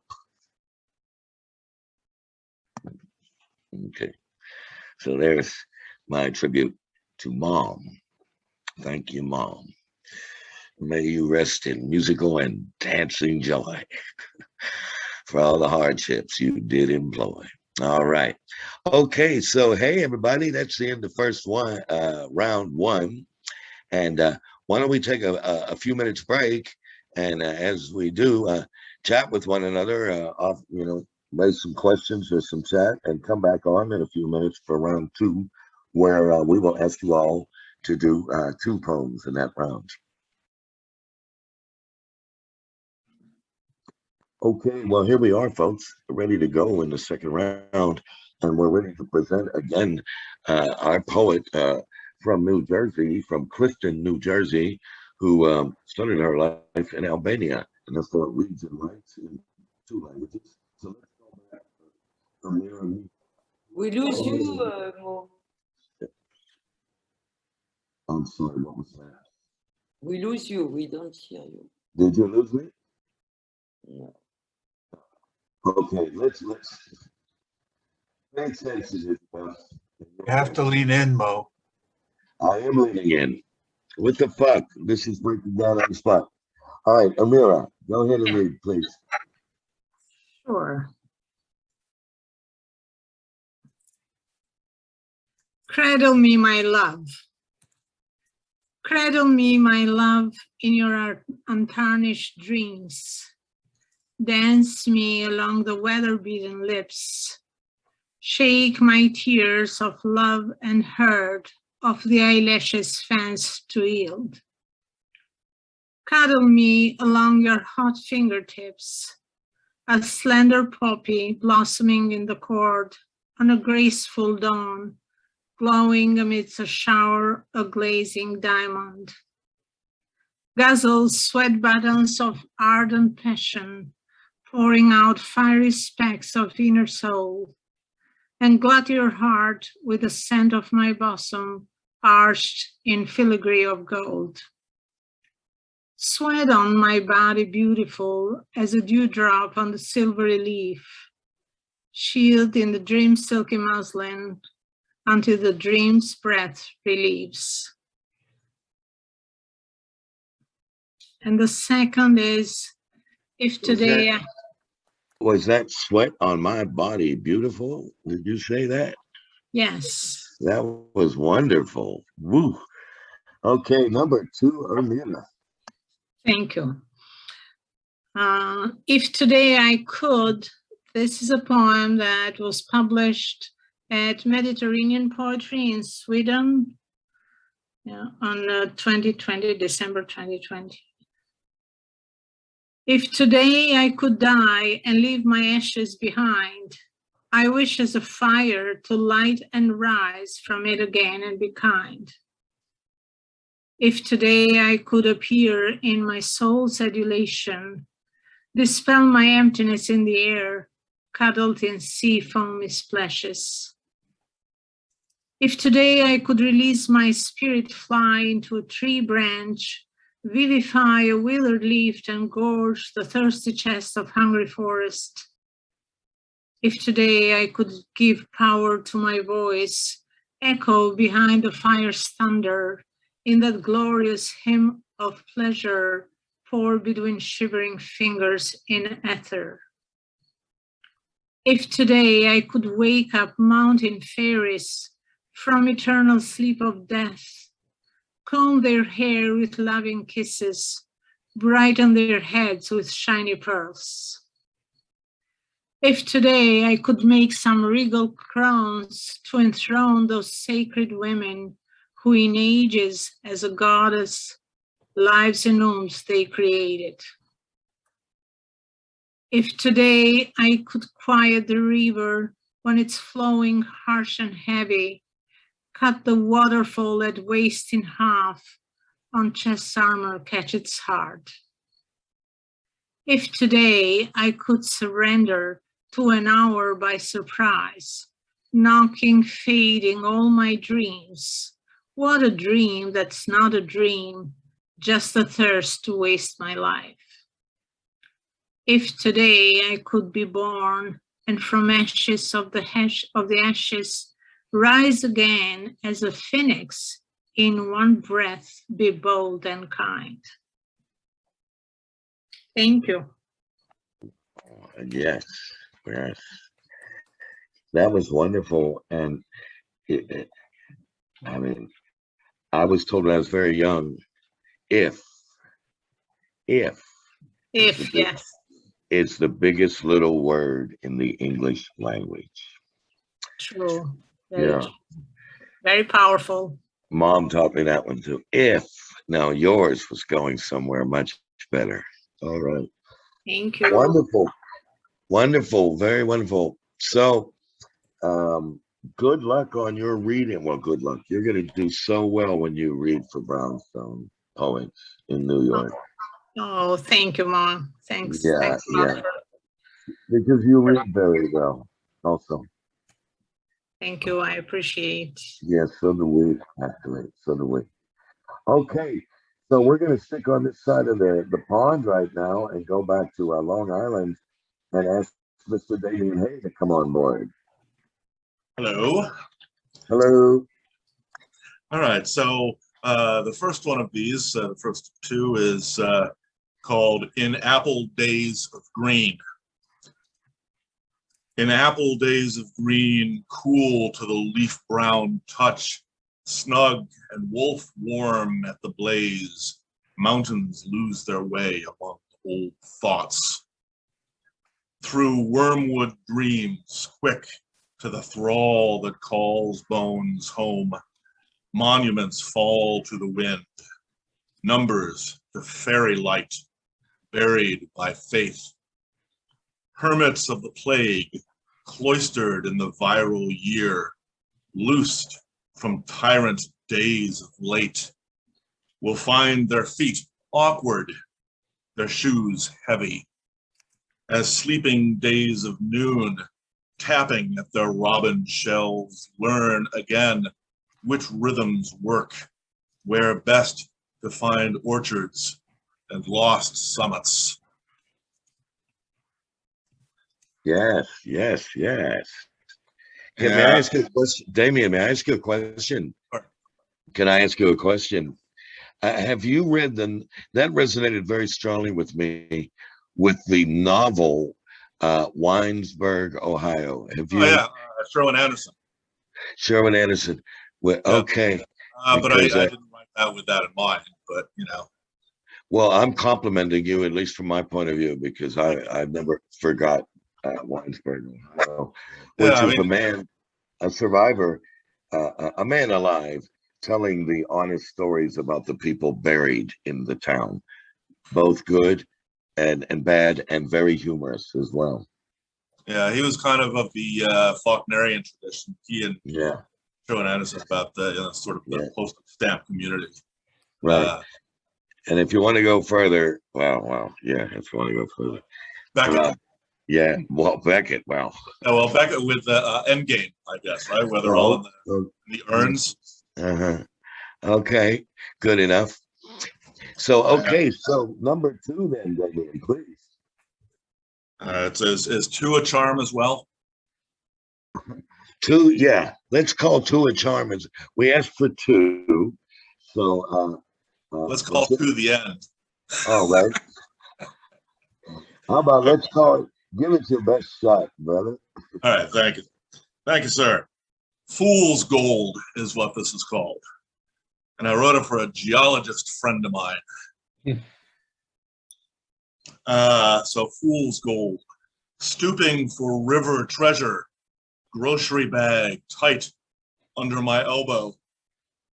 Hands immersed, shocked in the current's cold. Annoyance of snipping minnows at my feet. Everything is valuable at 6. Learning pyrite and mica as other kids learn pterodactyl and T-Rex. Rubs no gold off these rough jewels, nor does newsprint spread beneath. Idi Amin, Indira Gandhi, and Pol Pot, circa summer 1975. I've still never gained an eye for news. Hunting chestnuts later, helping fabricate our autumn wreaths, a paper bag once more to gather fallen gems when summer burrows closet deep beneath barn coats and worn out scarves. In time, too blustery for waiting. These days, standing winter deep in February's borrowed land, resting on my shovel to regain my heart, thinking of flowing riverbeds, wondering how long since I've seen a chestnut fall or a stone strike fire. Hey, all right, very nice. That was nice. Pyrite, of course, meaning striking fire, pyrite or fool's gold. Okay, thanks for that clarification. Good. All right. Okay. Well, thank you very much, Damien. And this is his first time appearing with Angora Poets. So we like to thank people on their first. Let's give it up for a first timer here, everybody, because we like quality writers. And of course, you got to like them their first time on board. So as we say, having heard you through these rounds, you're invited to return to Angora Poets. So, okay. Applause me. Okay. Yeah.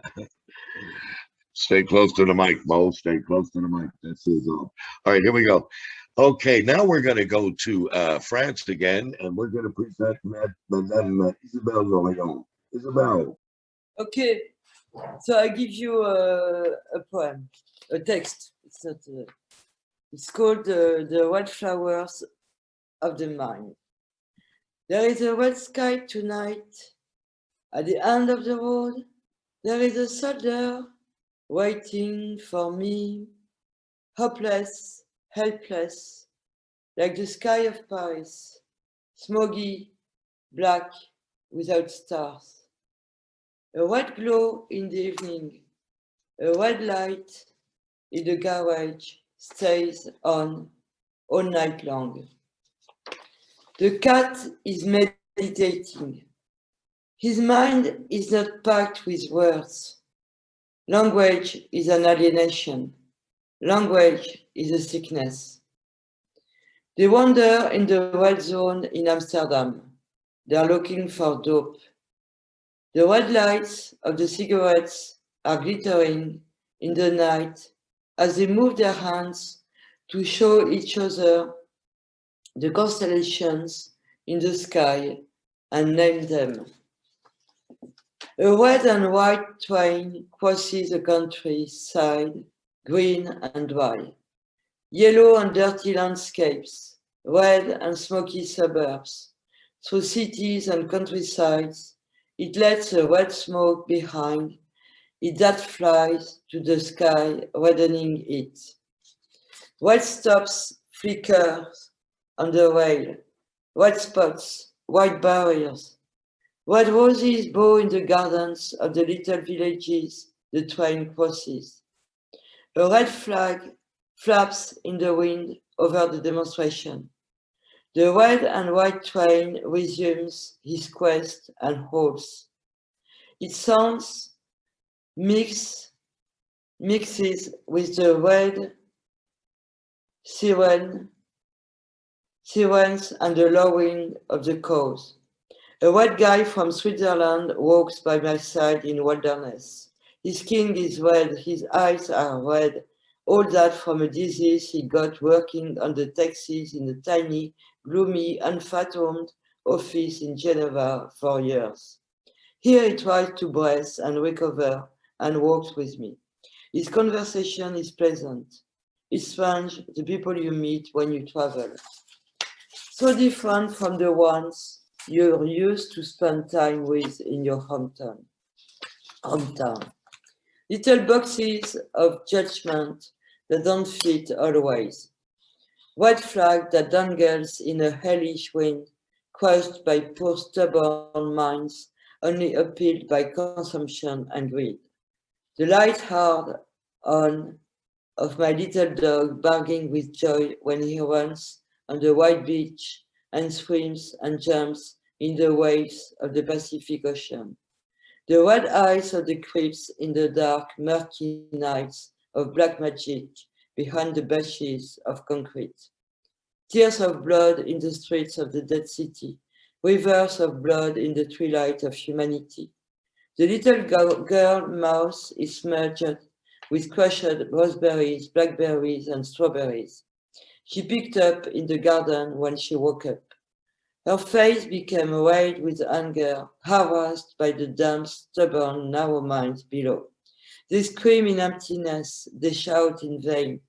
The little girl wears red socks, a red dress printed with white tulips, a red necklace, and a red hat. She waits when her dad departs to his office in town, on holiday, summer hot, and sunny days. Through her glasses, her mother looks at her disappearing in the far-off garden. They drink red wine on the terrace in the hot summer evenings, and they laugh and they talk loud. The evening draws the bloodstream of the sunset that reflects on the glasses of her mother, and that sinks in the heart of the beast. You did it to please to announce what was the point. All over the world of the net, you've been swallowed by internet. There are bees on the road, busy with the flowers and the sun. There is a red fog covering San Francisco in a symphony of mournful horns in the twilight of humanity. A dancer agitates a red flag in front of the eyes of a raging bull, who later on will kill the torero down the floor, down with hate, down with suffering, down with the spectacle of murdering. He saw the red roofs of the little village from afar. He got down the hills and accelerated his pace, almost running. The drums of the tribal wars, the sirens of the modern wars, wailing as curfew drew close. The red eyes of a fox glittering behind the bushes, the hands shaking with fear and anger. The guy was tall with dead eyes. He wore black pants and a red shirt, the colors of Satan, and stared at me below his slow eyelids. She played a rock and roll piece on a red Stratocaster. in a little square in the center of town. Her raspy voice schooled the ears of the audience. She received a scarlet letter from a dead writer in bloody letters, scribed on the wall of the house on the other side of the road. The letter said, "Beware of the red dog. Ruby can fail." Behind red curtains, a lady dressed in a red velvet nightdress observed her the whole evening long. Who was she? And what did she wanted? She wonders and then she forgets the red purpose of the night. She told me, "I met you in South England." I answered, "Do you attempt poetry open mics?" She said no. "So maybe you saw me walking down the streets of Brighton with my boyfriend or by the sea. Who knows? Hell, who knows? Anyway, your face is familiar to me. Or maybe you've been chasing me in the smoke of a dream. That might be so." The two women laughed and the party resumed. She had a joint in the right hand and a glass of champagne in the left hand. She felt light, oblivious, and joyful. Who cares anyway? A woman walks to the station in a red fur coat. Behind her, her young boys carry suitcases full of gold. How do you know the suitcases were full with gold? A friend of mine told me. His name is Mike. He has red hair and wears trousers with red, blue, and green patches. That kind of guy, you know. He goes to the pub and gets pissed off. He picks girls, young, empty-minded girls that giggle, and he brings them back the day after. Sometimes they cry, then they drink, and they forget in the arms of another guy. Then they get married, then they get pregnant, and they don't go anymore to the pub. They stay home, looking with gloom to the gloomy sunsets in the little town with the red roofs. There is a red sky tonight. At the end of the road, there is a soldier waiting for me. Okay. All right. It's a lot of white in that poem. A lot of white. I was waiting to hear about the white knights. Okay. Isabel, by chance, would you happen to have a short second piece? Yeah, one Not a booklet size piece, but a poetry size piece. It's a one-page one. It's an old one. Holy Christ, that looks like 700 words. All right, let's hear it. Just one page. It's too long. Go ahead, please. No, please. Go ahead. It's an old one. It's called Calling for Revolution. I am a Christian. I am a Buddhist. I am an atheist. I am an agnostic. I am an Hinduist. I am a Muslim. I am a Jewish. I am an anarchist. I am a communist.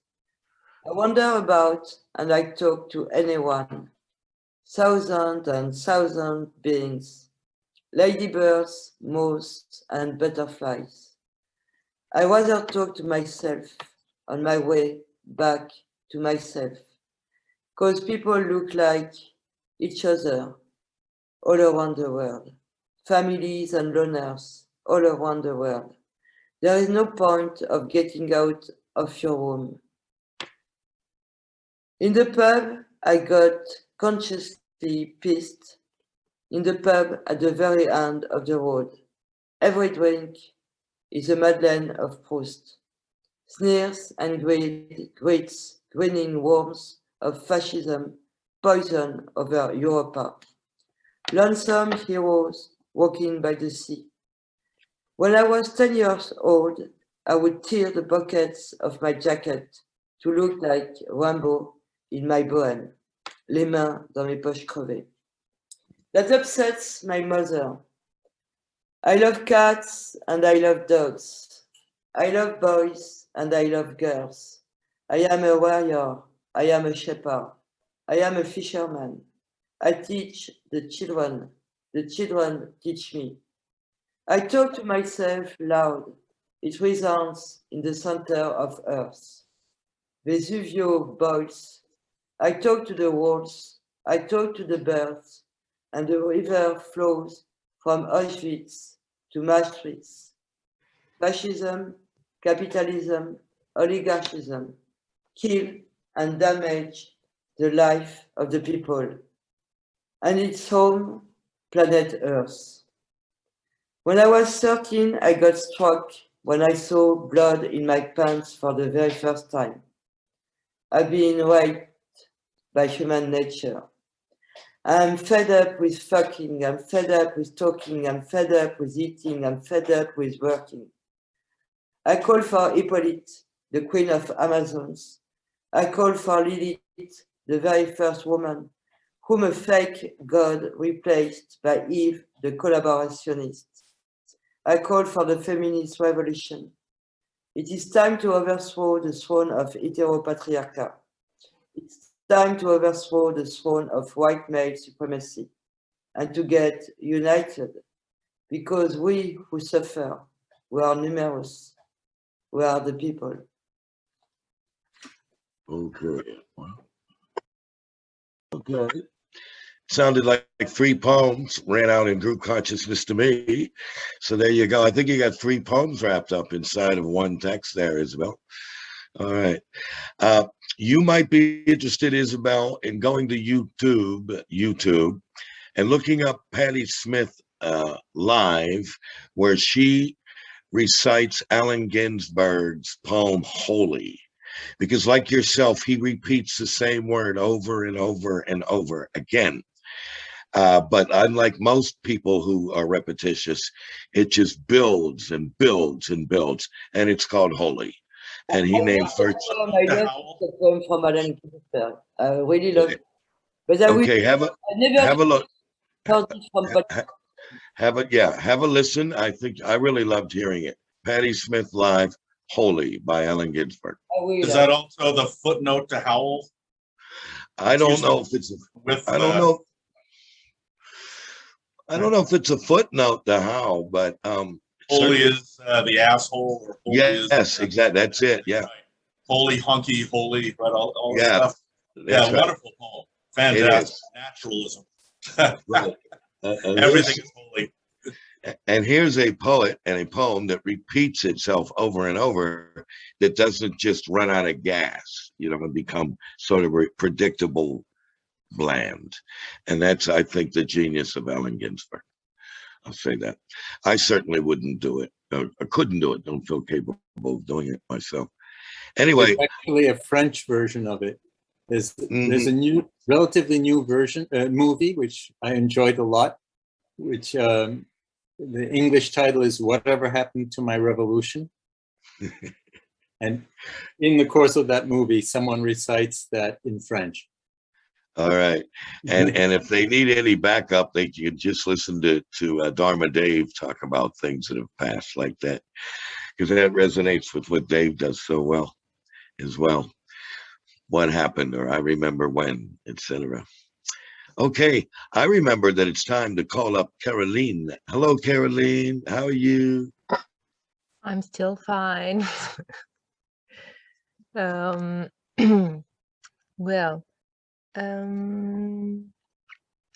I've looked in older poems and found one about river. Not really older. I wrote this poem during a writing session during the first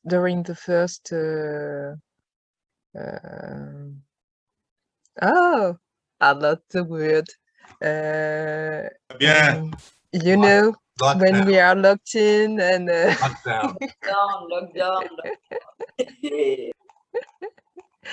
So it's about a river.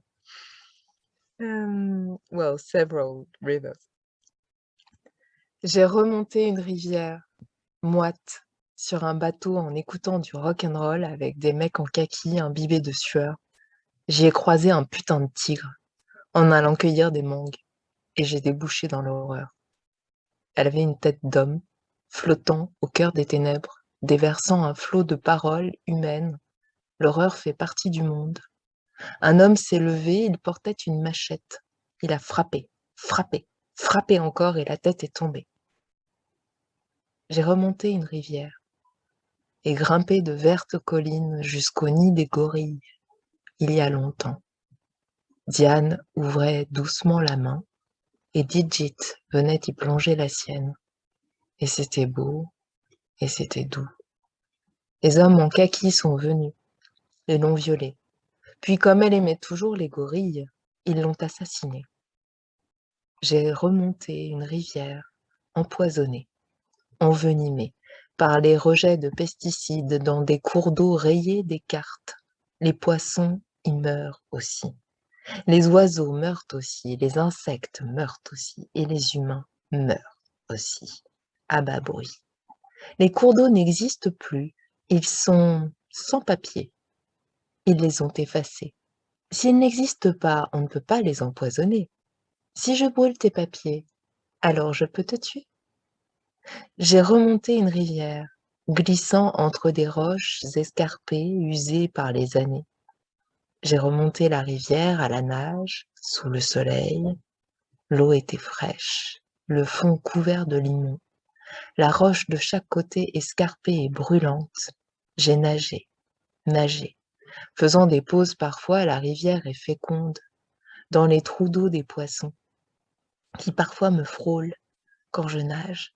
La rivière est souple, émouvante, jusqu'à arriver enfin à la roche plate, celle sur laquelle on peut monter pour plonger, celle sur laquelle on peut paresser, discuter tranquillement, moitié à l'ombre, moitié au soleil.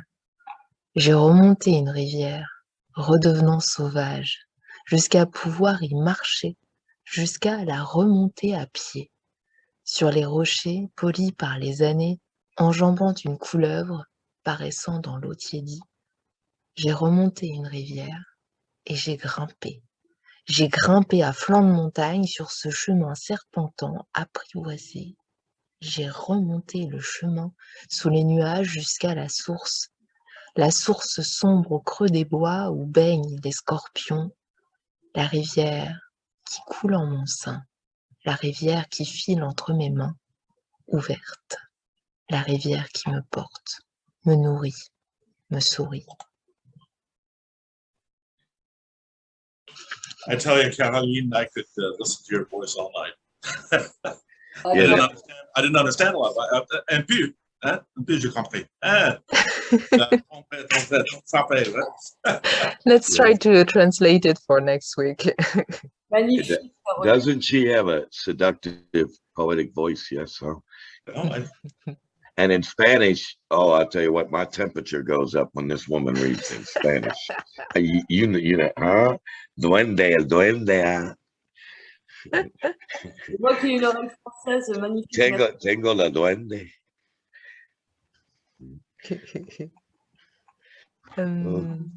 Okay. The second one will be in French also, because I didn't translate it yet, but I think it can be quite easy to translate. So for next week, supongo. The title is Impondérable. It's Okay. I think it's about Mother Goddess. Mother Goddess. Elle est dans la renaissance et dans le no future. Elle est dans la déception et la consolation, et dans le système D quand les plans A, B, C se sont tous échoués. Avec le vent qui tourne soudain, tsunami, cheveux sur la soupe, petit caillou dans la chaussure, avalanche, incendie. Dieu est là, auraient dit les amis Kikuyu de Karen Blixen dans sa ferme africaine. Elle est dans le grain de sable qui grippe l'engrenage, elle est dans le coup de fil de 3 heures du matin ou celui de la première heure ou celui de 18 heures, comme s'il y avait un bon moment pour dire ces choses-là. Elle est cet autre temps, réel, qui s'impose et bouscule le programme prévu, normé, minuté, mesuré. Elle est le temps hors cadre, dans son immensité, son élasticité, ses accélérations et suspensions en vol. Elle est dans la parenthèse enchantée qui s'ouvre au milieu de deux conversations avec cet ange qui passe. Elle est insaisissable. Elle est dans l'étonnement quand l'au-delà des mots déborde le langage. Elle est dans ce sourire qui flotte au coin des lèvres, dans le reflet d'une larme, qu'elle soit amère ou douce.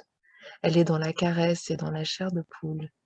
Elle est inattendue et pourtant à sa place. Elle est la vague à l'âme.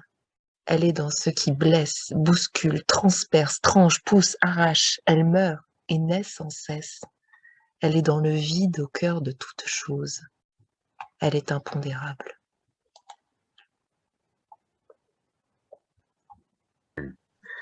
That's a nice one.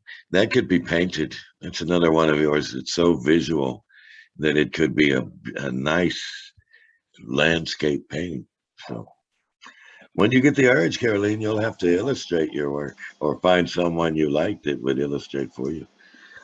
You go into those deep rivers and those deep off-road places. The one with the river, the two first strophes. The first Paragraph. one was about Apocalypse Now, and the second one about a Michael Apted film about Diane Fossey, Gorilla in the Mist, In the mist. I Yeah. think. So the images Yeah. already existed Yeah. for this. Sure. Well, parts. yeah, but that's okay because, nobody that I know of really invents memorable work completely in a vacuum. I mean, we're all born and breathe under influences, and only those who are egomaniacs or not smart enough to know claim that they totally created something out of nothing. I mean, Of course.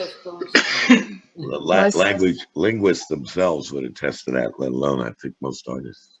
My psychiatrist just used to say that the only thing we really create is our poo.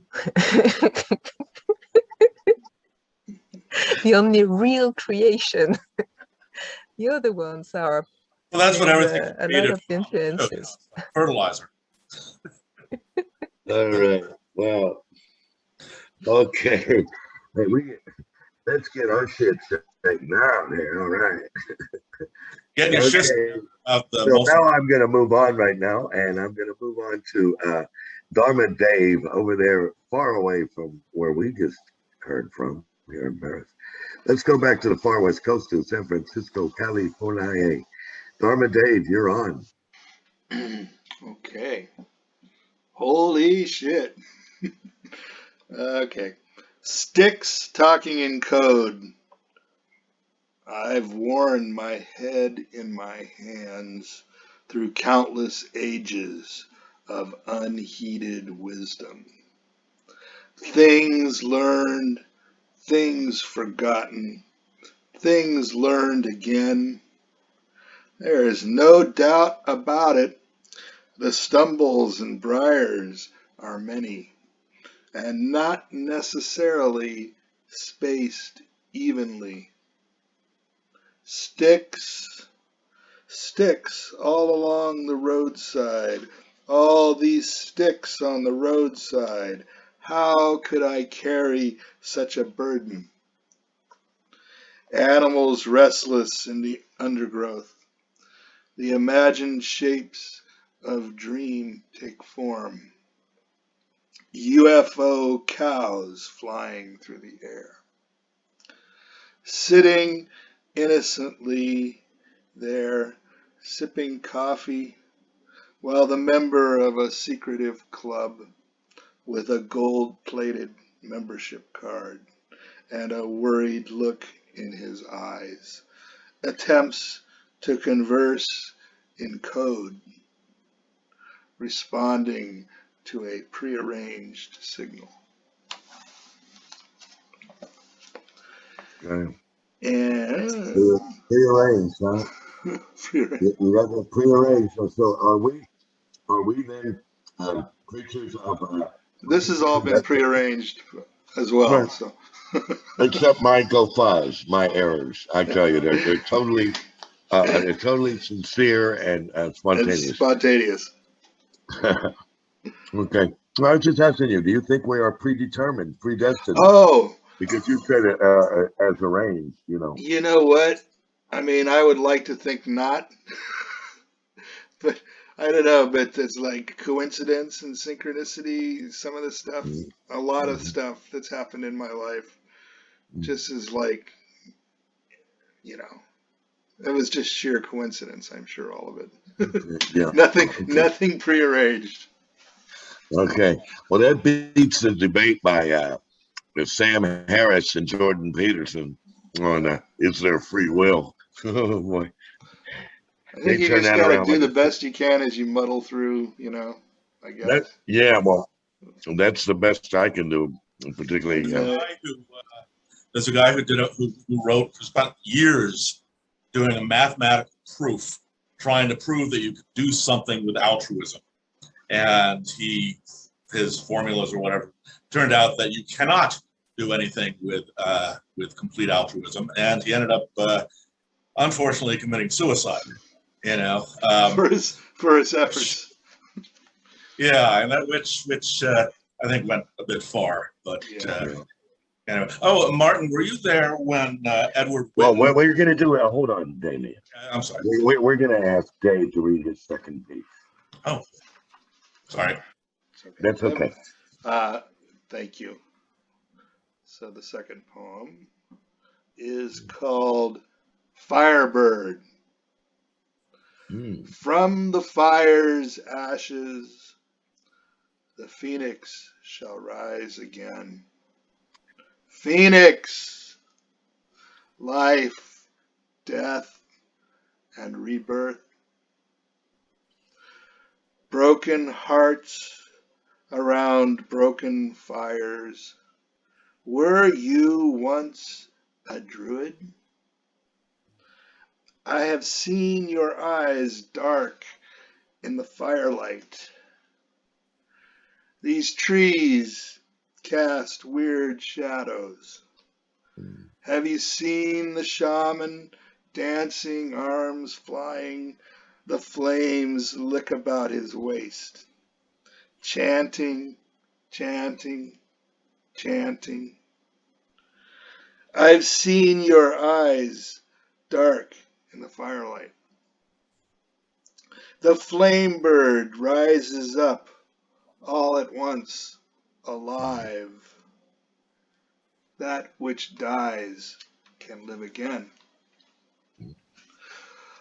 Oh, the stories I could tell about countless descents and reascents.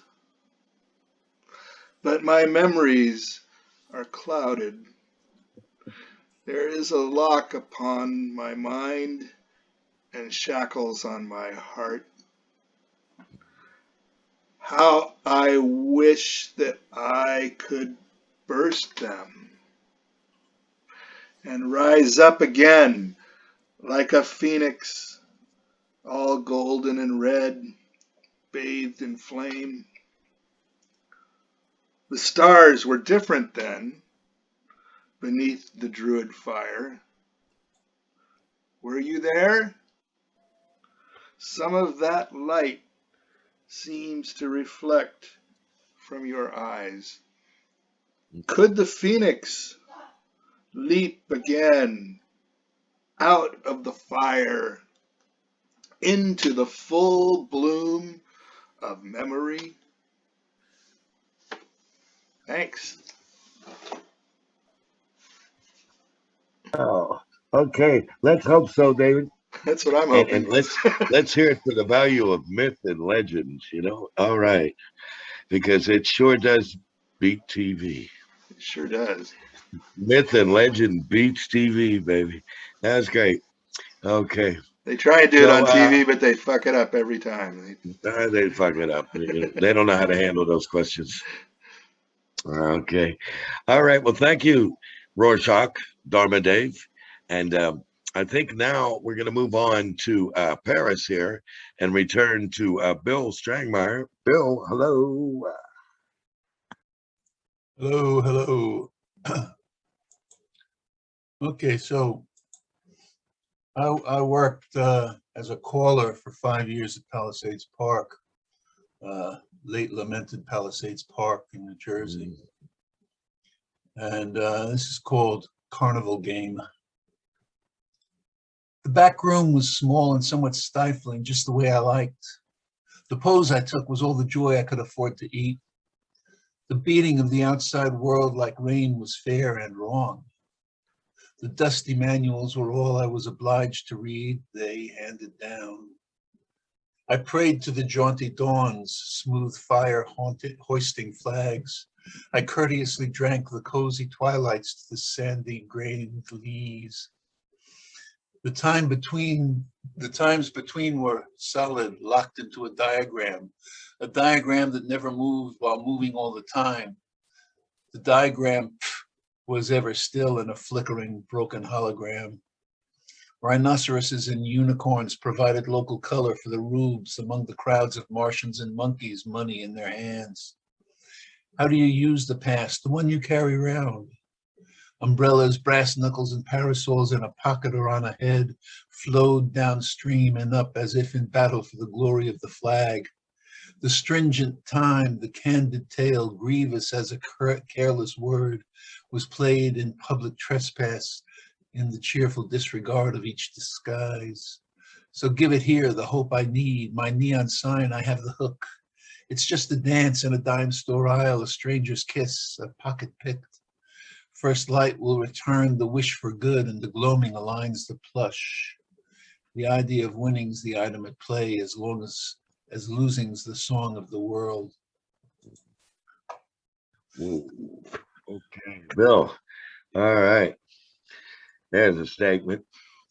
How about another one? How about another one, Bill? Number 2. Okay, a quote from John Leonard.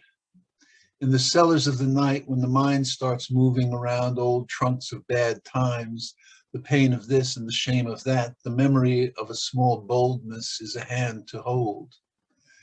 This is called Door. So sit alone, surrounded by electric artificial sounds and dream. They're not the dreams of smooth, complete and silent sleep. The ghosts are flimsy, keep their secrets in a sack of cloth. I see the way the fools can rule and in my peasant country thrive. The dust of childhood roads, the backseat loves, ah, my youth.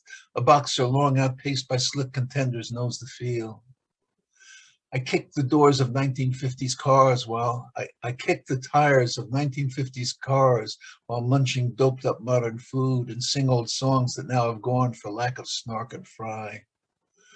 The ghosts and branching moments lost and dry, bloom now again against all odds and oddly never teeter, never fail. The blessed smallness of a life away from glory, far from theft, is what the fools in power cannot see and cannot steal. And now, as fear of death strides down the streets, I am not bored. I love the memories, the ghosts, and all of the regrets and pride I've gathered up and guard within a calm that falls like sorcerous snow into a place that's now become a land I roam from then to now. My life become a bluegrass song of homage to an idea I once didn't know. A feeling more than weak nostalgia bears me up and fills me full of love for those I knew and those I know, for weak and silly humankind, for me and you, for those who will go on beyond my ken and those I left behind and lost, their quirks and faults and loves and gestures, all of their regrets and tears. I hold it in my hand, the tears, the laughter, cries and growls and all. And now I hope in time to come, I won't bemoan the loss I sometimes feel when I regret lost speed or charm or strength a day unfair demands. All right. Yeah, okay. I suppose we could line up regrets like guilt. Regrets are wasted time. Such as guilt. All right, Bill. Boy, that was laying it down. Thank you, man. Thank you very much. And hope to see you Tuesday night as Caroline and Bill and some others as Angora Poets will be doing an in-bar reading come Tuesday night. We have yeah. returned. Yeah, we have. I sent you an invitation, though, but look it up. I've been Lucky, house lucky, cleaning. I'm not on lucky. the internet that much. Where? Well, look up the invitation, Bill. It's back at the. You got to read things you get sent sometimes, you know. So this is back where you've read before. We're at Le Bistro des Artistes in San Ah, Michel. Okay. the good old days. The good old days are back. You know, it's one me an offer. If you come back here, take a look. I have a 2-tier terrace outside, as well as your reading room downstairs. I said, weather permitting, we could go back and read on the terrace like we used to do outside. So I just said, yeah, deal. So we're doing this for now on Tuesdays, always on Tuesdays. Okay. Okay. So yeah. So let's see. I think we're now on our way to listen to Martin. Hello, Martin. Hello, hello. So, trying to decide what to do. So here's one inspired by Caroline about the river. It's called The Song of Mute Matej. Matej is the Czech version of Matthew, and it's sort of a kind of like an ekphrastic poem. It's based on a movie in this case, ekphrastic, but the Song of Mute Matej. Willows trailing their let me do this again. Willows trailing their weeping hair in the river. Start again. Willows trail their weeping hair in the river. I have always seen to the other side of the river. Shivering trout jump out at exhausted flies, sending expanding rings swirling downstream on the river. Eels hide and slide under rocks by the weir. Poachers leave lines in the white foam all night in the river. Green watermen who turn themselves into twigs when trapped on land catch the souls of the drowned in the river. On planks by the bank, I sit and long to see the rush of the sea, not the grim slowness of this river. The pale cotton sail of the pirate ship by my bedside sways in wild sea gales, not on the river. The aquarium in my room has fish that have flashed and spun in the sea sun, not some gray river. Each May the days unfold their origami, the breezes smell of sweet clover, not salt by the river.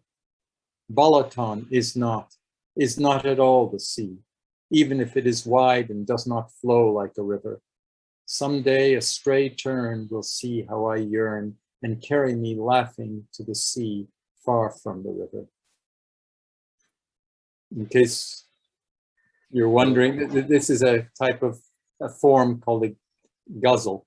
It's a Persian or Arabic form with these repeated lines. Mm-hmm. It's a little bit unusual because it's not metrical. They're usually metrical.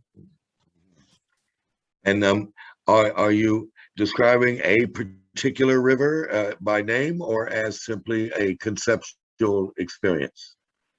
Or both? Yeah, I mean, yes, both. I mean, as I said, this is based on a character in a movie, and my imagination of things that might be going on in his head. And yes, he has experience of a specific river, but of course I think of the river as being more than that particular river. Okay. I have a particular bias because I'm not a fan of the ocean. I am a fan of the river. Yes, I am. I grew up near rivers, so consequently, I became a fan, particularly of mountain rivers and forest rivers. And when I got to the ocean, I went, okay, wave comes in, wave comes out. Now rivers, there I go, there I go, there I go. Okay. On the banks of the old Raritan. That's from Jersey. All right, that river's from Jersey. Old Man River. Okay. Yeah, well, don't forget. I was born by the river. Yeah, that was Sam Cooke saying that line. Change gonna come. I was born by the river in a little old town, just like the river. I have been running ever since. That's the river, huh? Yeah, running just like that river. Okay, now it's. We can't hear you. Is that two from you, or did I get ahead of myself? I think you got a little ahead. That was just one. Okay. All right, here we go. Number two. Do you want a slightly longer one? You know, mine are never too long, or a very short one. Your call, Martin. Your call. All right, this is a light-hearted one. So let me do this one. It's called Recipe. In just 2 hours, the boys will come. The moose needs to refrigerate. Don't panic. Drink your coffee. Run. The pad opens where mother wrote 2 tablespoons of oak-aged rum, 8 ounces melted chocolate, a pinch of Sri Lankan cinnamon. I whisk and whirl and flagellate a kitchen dervish till it's done. The wind picks up, the rain spouts hum. On the wall, the trees gesticulate, projected by the setting sun. I hear the door, unzipping coats, laughter, jokes, a verbal scrum. My God, they are articulate. 2 jugglers tossing pun on pun, then stomping feet accelerate until I'm squeezed, bare smothered, spun. Is it ready, Master Cook? Theatrically, I gasp and reel. They play along as if in shock. Did you forget? They clown and squall. It's in the fridge, just have a look. With stately pomp, they take the bowl and bear it aloft with mock ceremony, march to the meal. For a moment, they don't talk. I dangle from anxiety's hook. They scowl a bit, then crack up, squeal. It tops the charts, you roll and rock. Grandma's recipe, that's all, his brother teases. It's the book, the master plan, the moose's soul. So what is shadow, what is real?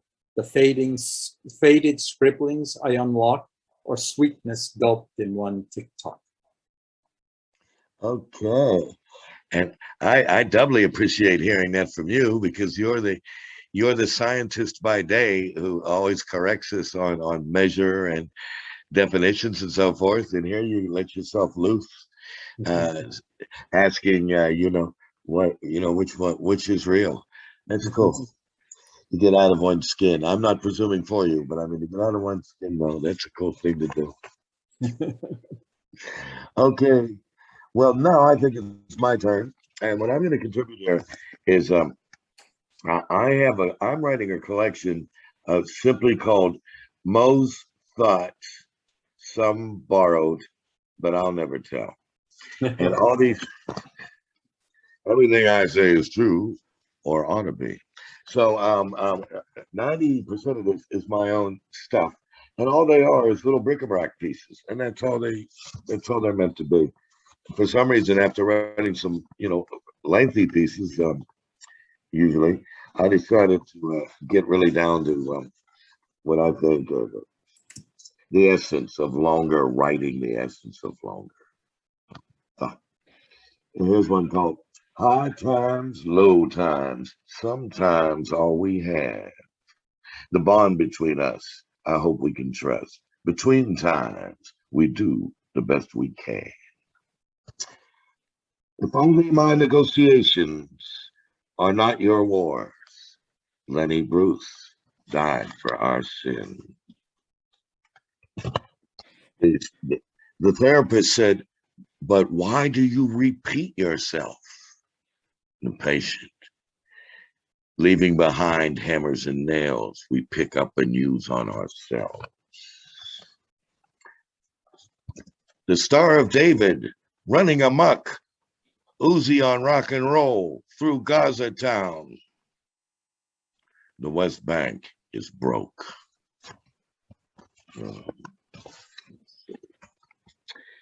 Yes, I'm very spiritual. I find myself sitting between Dalai Lama and Dolly Parton. Can you say that last one again? Because you drifted a little bit too far. Yes, I'm spiritual. I find myself somewhere between Dalai Lama and Dolly Parton. Okay. I've known you for centuries, for so long. By your taste, your feel, I can still smell you. Okay.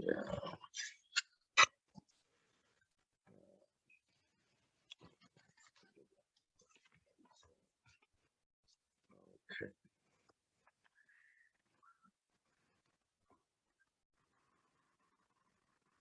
Oh, here's a good one too. I poke at everybody, so I poke at everybody. And I grew up with everybody, so I poke at everybody. You understand? I don't go with PC. Okay. He wore an afro, a daishiki, certain gods from Ghana, certain herbs for Kwanzaa. And I said, did you come along? He said, no, she's over there. Who? The blonde girl, of course.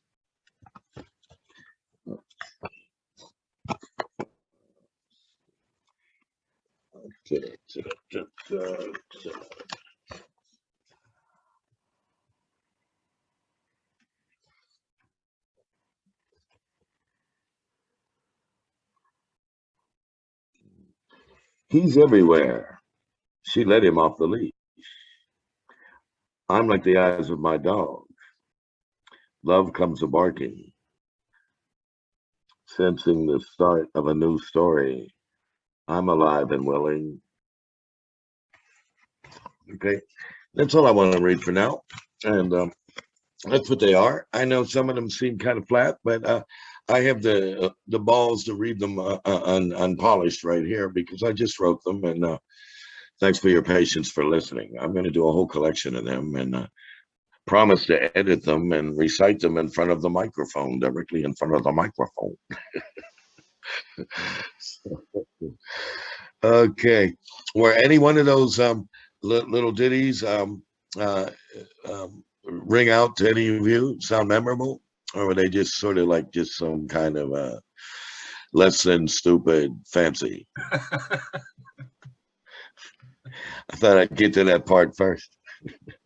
I like quite a few of them, but I'd have to see them written. Yeah, okay. Yeah, it's kind of like John Cage's Indeterminacy. Mm-hmm. You have a lot of all pieces that kind of might fit together when in mass.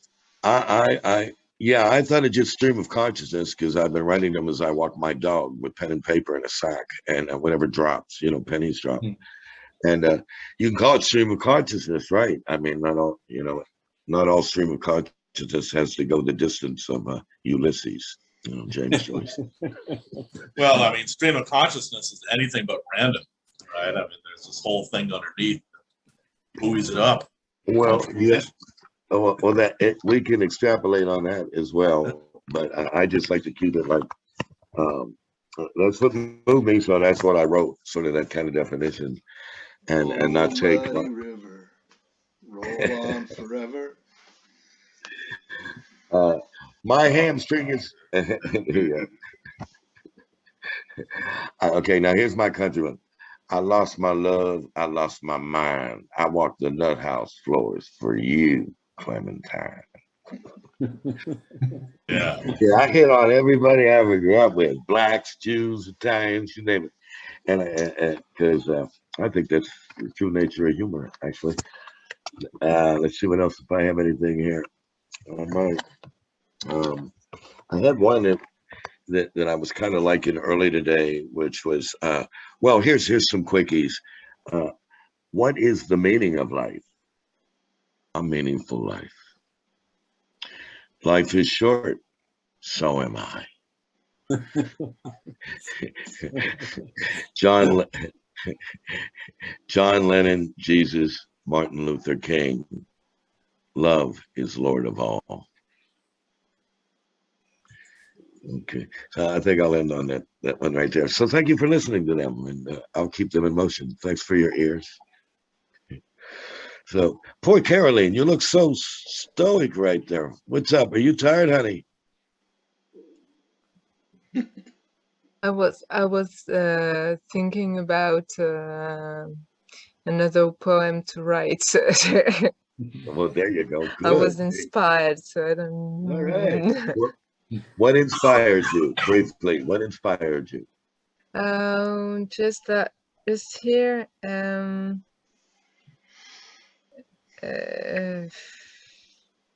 C'est flou encore. The craziness? Huh?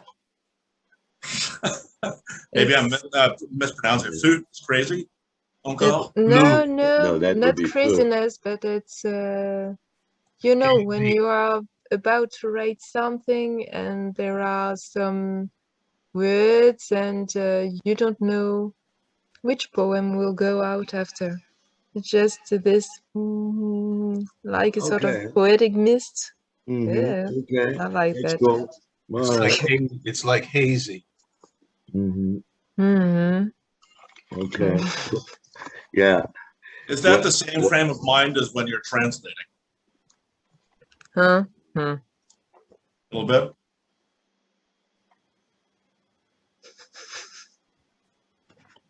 I think he's asking you, Carolina, since you've translated so much. Okay, I'm going to put another one I wrote here. Follow. This is for you, Caroline. Follow me. I'm right behind you. Had to sneak that in one, dear one. Okay. And we got a few chuckles.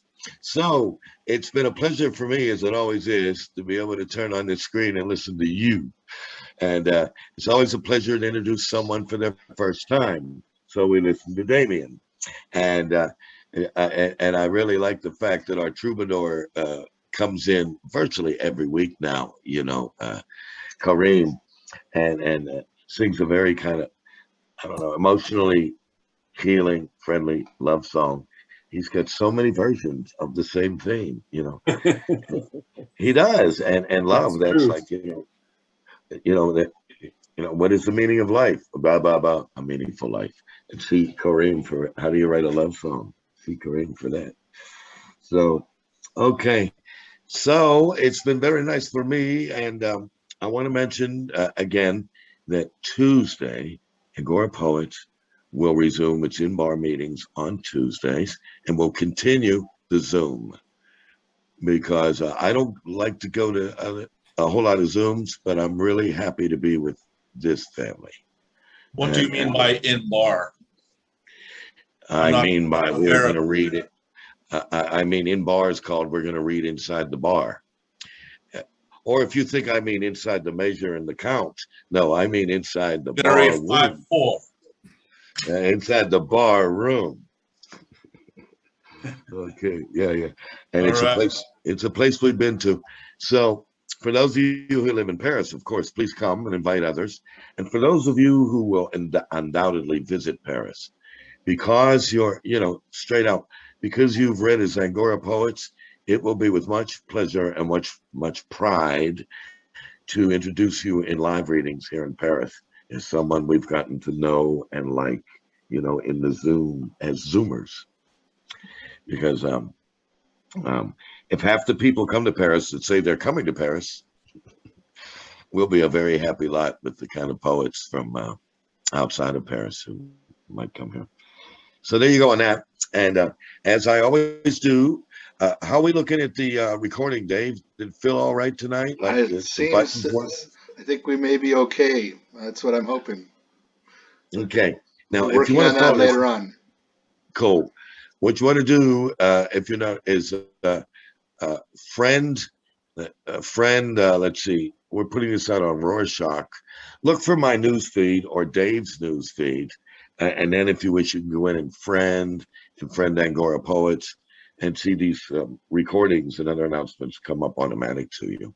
You know, so and I'm glad everybody got it this week. We've had people saying, I can't get on. They don't recognize. I can't find the link. Well, you're right. There is no link. There's just go to Zoom, US2 or whatever it's called, and then give the a meeting ID and the password, you know, because I'm not up to stuff yet to put up the link automatic. You know, that's for higher minds than mine. I think the way you do it is just right. Clumsy. Okay, great. Well, I think that's a good note. I would like to remind you also that after every reading, I write somewhat of a summary of what we did. Now, know that it can't be as inclusive and dynamic as all of us are.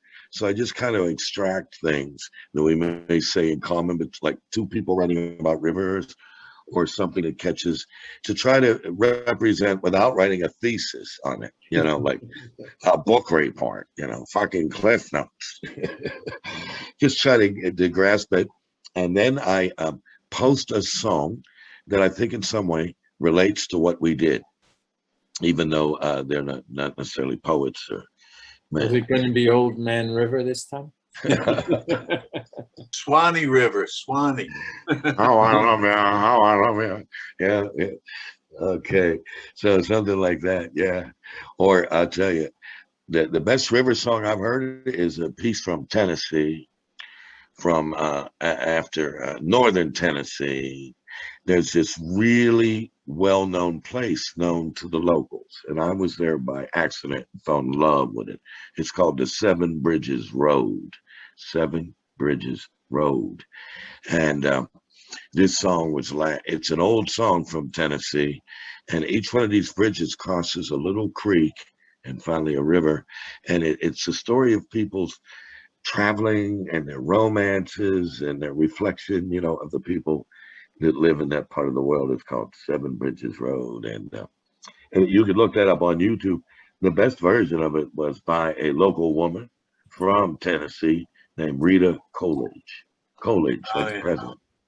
She married what's Chris his name? Christopherson. Chris Christopherson. Yeah. And I'll tell you what, she was living more than just, yeah, she improved from living in that shack when she met Chris. Two-story building, y'all. So anyway, Seven Bridges Road, which sits between Knoxville and Nashville. And so those are all really accordion hills, call them mountains, but really high, green-wooded forest. So there you go for rivers. What the hell? So that's what we'll do, and we'll see you next week. And everybody, thank everybody. Thank you, everybody. Thank you. Thanks, Mo. Bye, Thank you, everybody. everybody. Bye. Thank you, Bye. everybody. Bye. See y'all. It's been slow. Keep on Bye. writing. Bye-bye. Bye.